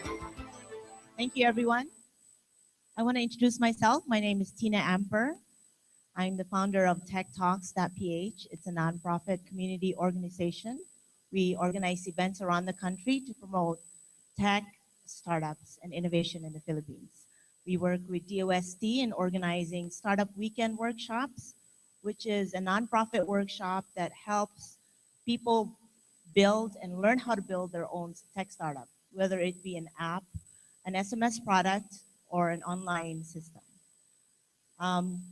I've worked with these gentlemen over a bunch of other initiatives since 2012 when I first came back from the US, back to my hometown in Cebu. And I'm thankful for Jojo Flores. He's one of the first guys that I asked when we both lived in San Francisco, and I was asking, what would I do in the Philippines if I returned to the Philippines? Because I was kind of burned out in my job in the US. I was a product marketing manager and a business professional in the tech industry. Long story short, over 3 years, we've organized 18 Startup Weekend workshops around the country with the support of DOST. We were serving as their consultant in organizing these events around the country. We have organized, TechTalks.ph has organized 3 international conferences. This is Geeks on a Beach. Have you heard of it? Geeks on a Beach? Yes? Did people participate? One of the reasons why we're here is USAID Stride sponsored and participated and sponsored our academic track at Geeks on a Beach for the first time. So we're very proud to have some schools who were participating there. Thank you so much, Dave and team. And so today we have about 10 minutes, 15 minutes to take questions from the audience because Jojo took so long. Do you guys have any questions? So if you want to come up with 1 or 2 questions each or whatever you'd like, I can ask follow-up questions based on their presentations. We've heard a whole range of options based on their presentations to let you guys know that there's opportunities for funding, mentoring, and further investment in innovations that come out of your universities. Some start from idea stage, just like with Earl. Some seek for more mature inventions and ideas. But that's where Kickstart comes in. They are seeking products and ideas that already have traction and have revenue, and that's where they come in. And then John talks about similar investment levels for companies, right? And John, I consider you as an angel investor at this time. Jojo Flores talked about his business Plug and Play, which is based in Silicon Valley. He does have a lot of activities in the Philippines that he didn't mention. But the point of all this is that we have the expertise to take ideas and innovations from universities and scale it up, right? From the university to maybe local consumption and to even global consumption, if you'd like. So let me ask Earl a question. Hello. Yes. I asked you this question, and I think it was in your presentation. I don't know if you talked about it earlier. What was the biggest challenge you have in working with universities, and your suggestions on how we can overcome that? Yeah, and it's really nothing in particular, but in my mind really is we have to support the student entrepreneur and their dream. It is really hard, right? I mean, it's really hard for someone because 99% of your classmates aspire to work in like Procter & Gamble, and you're the only crazy guy that basically says, hey, you know what? I have this cool idea. I'm not so sure if I want to work. I might want to work for a startup. And all your classmates says, hey, I don't want that. That doesn't make sense. And your parents kind of top it up and say, anak, wag na lang. It's not stable, right? So that's the type of thing is that, the parents are so much pressure. There's so much peer pressure. If your faculty and staff, please do not actually add to the pressure of not achieving their dream, right? So that's what I would advocate. Okay. I know I took a lot of time talking, but I'll take a lot more time here. This is reality. What Earl had pointed out, the challenges that we have in supporting student entrepreneurs. Let's state some facts here. First, these students look up to you, okay, as academe. So whatever comes out of your mouth is going to be believed by these students. So it's very important that we script it very well, okay? First, there's nothing wrong with being an entrepreneur, okay? And I think if you need to speak with parents as well. But not like my time, because I may look young, but I'm already old. Okay? Not like my time. Not like my time. Being an entrepreneur is a little bit challenging because, especially if you don't have a family business or a family practice that you can follow. Okay? I come from very humble family, and we didn't have, businesses. Okay? So I had to work as an employee. Okay? Today, it is okay to be an entrepreneur. Why? Because there's already infrastructure that is present. You know, there are people that can fund companies. Now, it's still a very risky proposition. Okay, so this is my suggestion all the time when I speak with academia. I would say that try it out for a year, 6 months to 1 year, and we will fund that 6 months to 1 year runway. If it fails, it's okay. It's okay, because failure is okay. So what happens to the student is that they get a chance to live their dream for that 6 months to 1 year. Okay? If they are successful, then hallelujah. If they fail, it's okay. You want another startup? You have another idea? Because you're a smarter person now, we'll put in more money. Or go to corporate at that point. But you know, you kind of manage that risk by telling them it's not a career immediately, no? That if you graduate, then you become an entrepreneur, then forever you'll be an entrepreneur. That's very risky, especially for people who don't have money. So how do you manage it? You say, iha, 6 months to 1 year lang. Invest mo. Sayang yung idea. Tutulungan ka namin. Meron akong kakakilala. Pangalan niya si Earl Valencia. Pangalan niya si Christian Bester. Pangalan niya si John. Bibigyan ka nila ng pera. Pero kailangan maganda syempre yung idea. Kasi syempre, we're not going to invest in every idea. But your job is to find out whether the idea is really good. You have to validate that for us because we don't know. You're the experts, you're the you're the doctors, like Earl. You guys are the you guys are the intelligent ones, for sure, more than me. So you tell me, Jojo, this is really good, the idea, the technology, it works, etc., etc. And this is the team. They're really brilliant students. If I get that from you, then that gives me more confidence to put in money. And again, our proposition is, let's give them that chance for 6 months to 1 year to grab that dream, to fulfill that dream. Okay? And if they fail, it's okay. And we'll tell them it's okay. We're used to it. We're used to failure. It's almost required, isn't it? To fail the first time, Sorry, second I time? know. I think. Okay. I have a different question for both of you, but it answered what you said. It answered one of the first questions. It said, what's the typical turnaround time from introducing the project concept to the initial funding? Are there any shortcuts? No shortcuts. I want to add something to that also. You don't have to go directly to Earl and Jojo and John and Christian. If you are from outside Manila, there's many, many events that you can participate if you just want to see what the fuss is all about, right? Earl goes to different kinds of cities to talk about the boot camp, to talk about his competition. Globe and Kickstart sponsor startup weekends around the country. So that's one way for you to find out more about this idea called tech startups and innovation using software. So you don't have to right away say, oh, diretso ka na.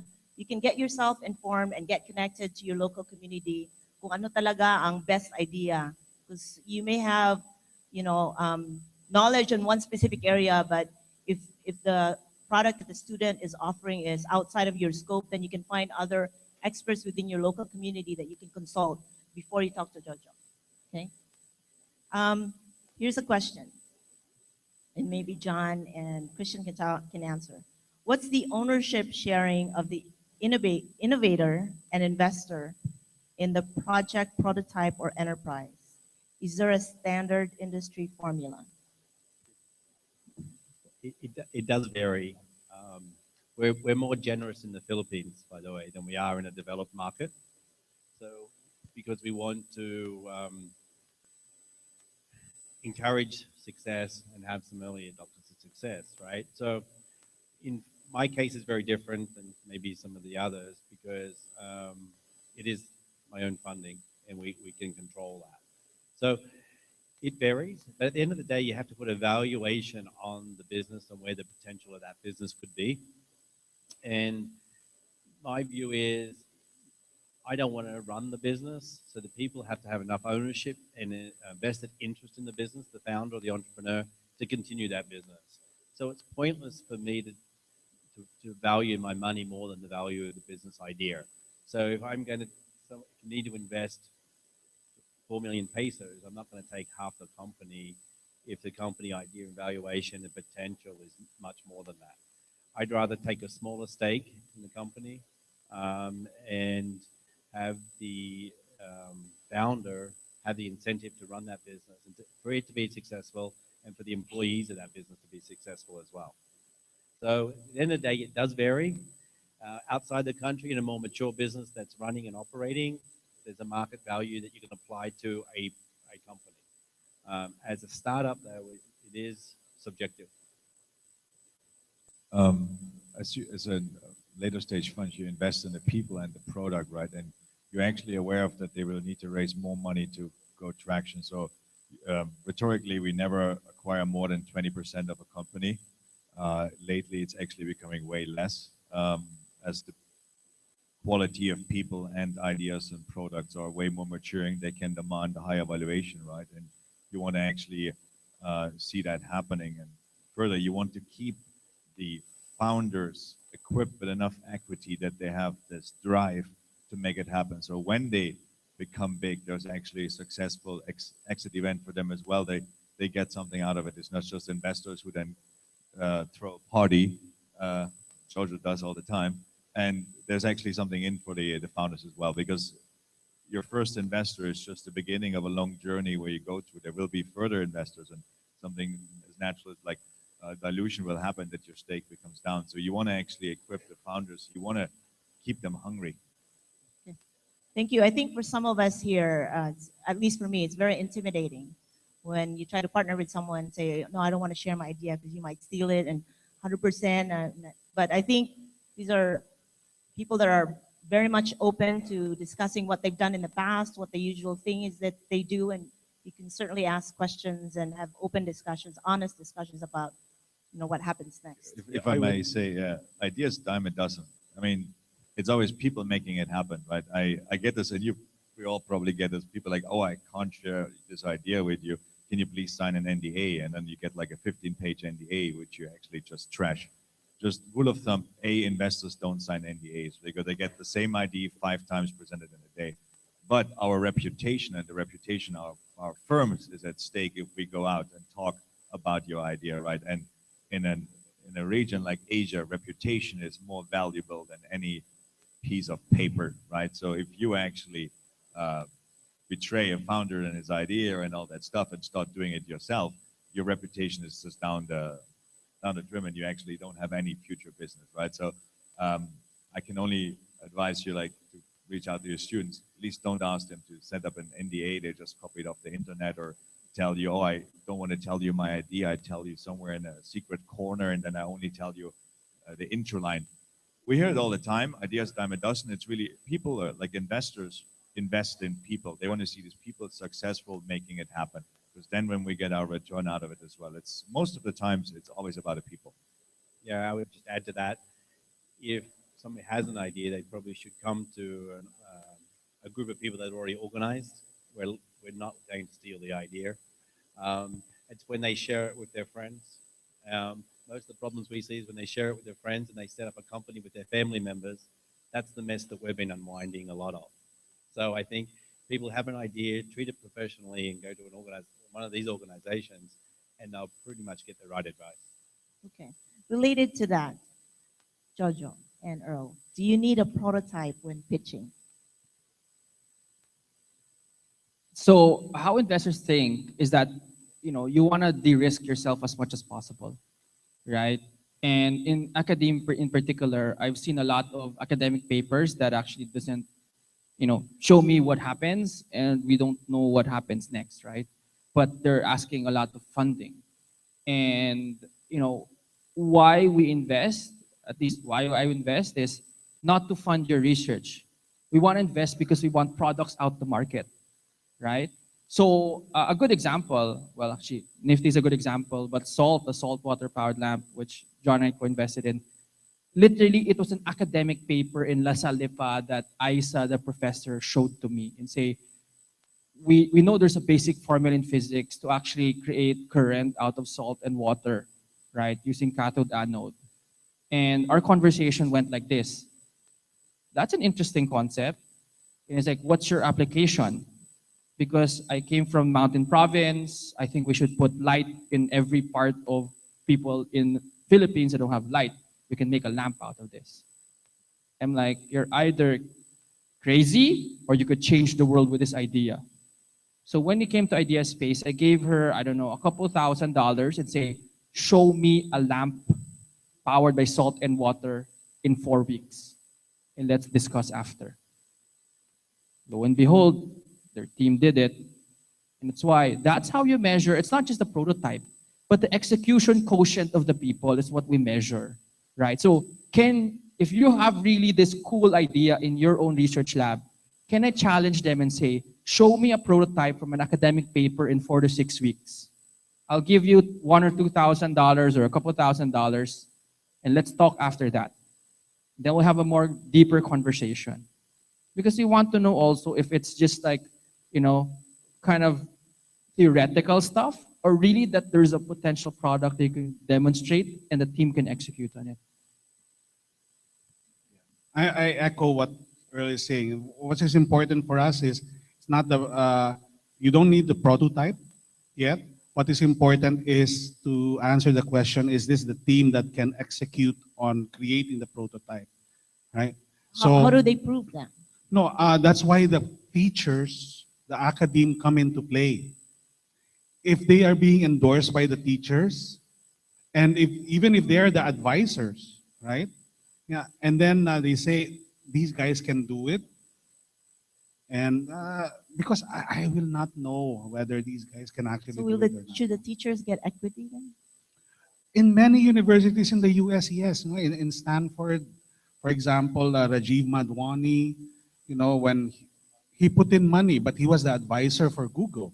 Okay, when he died, I think he was worth, over $300 million as being the advisor and a little bit of an investor. So is that the message we want to say to people, that it's a joint effort and that? That's a message that we want to say to the university, not just the professor, because again, it's everybody that gets involved. In MIT, in Stanford, they allow the teachers to have to do a sabbatical leave to help the startup. I think you have to be careful. What's the charter of the university, right? But to answer your question, no, you don't need a prototype. People will fund that part of the exercise, right? And to Earl's point, was it successful? Yes or no? Did the team operate against that? You may fund it further or refer them to somebody else who could help them. But I think whether the professor individually should be part of that, I think that's up to the university's charter. Right. Okay. So we have one more question, and I think we may have answered this, but I'm going to read this. Can you cite your experience with helping an SME, if any, in the Philippines or elsewhere? Please elaborate. SME. Can you cite your experience in helping an SME, small, medium enterprise? Is this Nifty maybe? I don't know who asked the question. An existing small business maybe? That. Yeah, I guess that's an existing, an idea stage. Maybe we also, there was also some situations where we actually, someone that's, I guess, an SME, which means that maybe it's, not high growth or kind of linear, and said, we want to be in your kind of program because we need the discipline and the connections towards this technology ecosystem, a broader technology ecosystem, right? So they already had, I think, 10, 15 people at the time, but they basically said, we don't have the right kind of either people, connections, etc., to actually make our SME grow further, right? But I think that's also a challenge and really a reflection for all of you. Are you building high growth enterprises through technology, or are you building lifestyle businesses, which is okay, which is okay. What's a lifestyle business? Right? Someone that says that, I'm gonna earn this much money. If it doesn't grow in revenue over the next 25 years, I'm okay. Right? Maybe I'll live off some dividends, which is also okay. Right? So some are attractive to some investors over another. But I'm more of a bias towards, let's make this a potentially global product, which is by definition becomes probably a high growth business, right? So I think there are like many government programs who are lately picking up towards SME because SMEs here, digitalization, like you look how to do their bookkeeping. It's this black book. Traditional No, businesses. sorry, actually two books, one for the BIR, one not for the BIR, right? So the basic things I think what the government and let's take an example out of Singapore, for example, they're investing heavily in getting their SMEs ready for the 21st century, like using digital technology, cloud-based service. I mean, we're regularly hitting calamities here and all that kind of stuff, like backup. Where do you back up your data? Like most accounting firm has this drawer, and when the drawer floods away, then 10 years of filings away as well. So, but startups are usually, you have like a repeatable and highly scalable business model. Why an SME can be a family company which scales to 10, 15 outlets, right? Which is a proper source of income as well. It's just like, as an investor, that you will need a different type of investor. And maybe a bank loan is a better thing for you to go there, as you have collateral, you have like outlets you can put on a balance sheet, while financial investors looking more for something that grows magically. Yeah, I'm not sure the question is that you don't generally come to the VC audience or ask to help a SME so much. If it's a funding, it's generally a bank or something like that. Traditional Financing model. But don't get us wrong, all of the companies that we're generally investing in to start with are small. Yeah. To start with, they are small companies. Right? So that's what Christian was trying to differentiate between a small, medium-sized traditional business versus a tech startup. Right. We most of the things we invest in, we want to get them to go beyond being a small, medium enterprise, right, to a global scale, right? But for quite a long time, they're still small businesses themselves, right, in getting started, right? So we operate as a small business, right? So it's I'm not sure what the nature of the question was exactly. So just in closing, this is what I tell people when I travel to different cities outside of Manila. Small, medium-sized business, I usually say, if you want to open a bakery, it's a traditional business, right?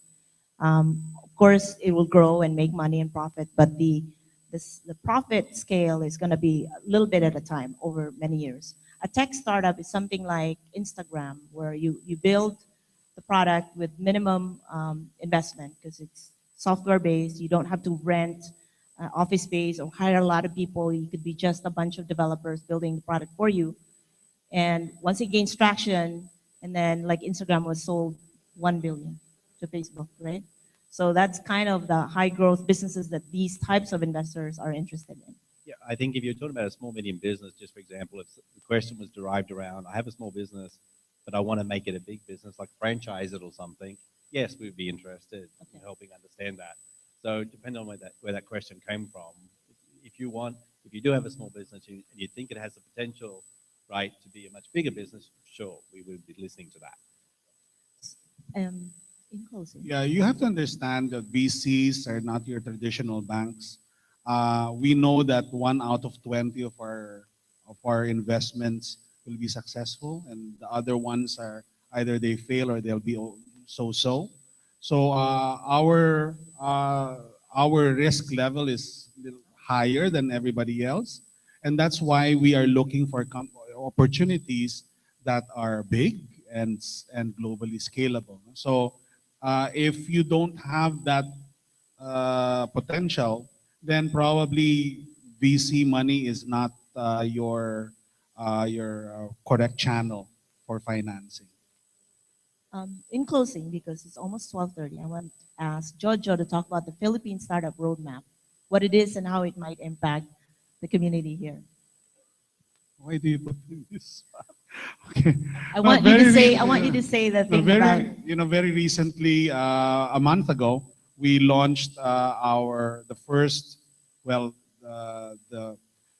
Philippine ICT Roadmap for technology here in the Philippines. No? So it's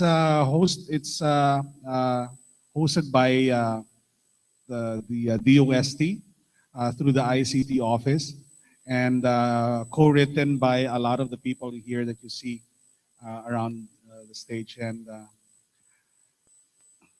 what is the goal? Yeah, the goal is 500 startups by 2020, actually. So it's 5 years from now. But what's the political implication? Yeah, I like what you said. Oh yeah, that's right. Jojo had a good political implication. No. Let me tell you why this thing is all important. You know what? Let me paint a big picture for all of you. As I said a couple of last month, why is this important? There is this Kaufman Foundation research that was done over a 30-year period of the alumni that created companies. And this is what they found out. This is from MIT, just one school, okay? That these alumni, over the 30-year period, created 27,000 companies, okay? These 27,000 companies employed 3 million knowledge-based jobs, okay? And these 27,000 companies had an aggregate revenue of $2 trillion. If it was an economy on its own, would be the 11th largest economy in the world. This is a 30-year period from one school. This is why it is so important that we have something like this happening in the Philippines. I was told that we are represented here by about 30 universities. Can you imagine? This came out from just one university. Can you imagine what you can do for the Philippines if you were to seriously do this? Now, why is this whole thing very important? It is so important that someone who's running for an election can win if someone owns this program for the Philippines. I'm serious. One of the presidentials, if they own this program and say to the people, I will create this for you, Philippines, he or she can win. This is how big this is for us. Okay. That's very controversial. No? With that, we'll end the session. Thank you very much, ladies and gentlemen. Thank you.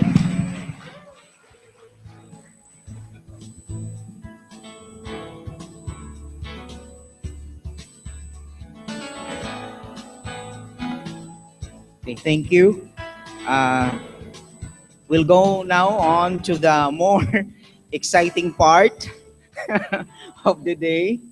We'll have lunch. It's 12:33 in my clock.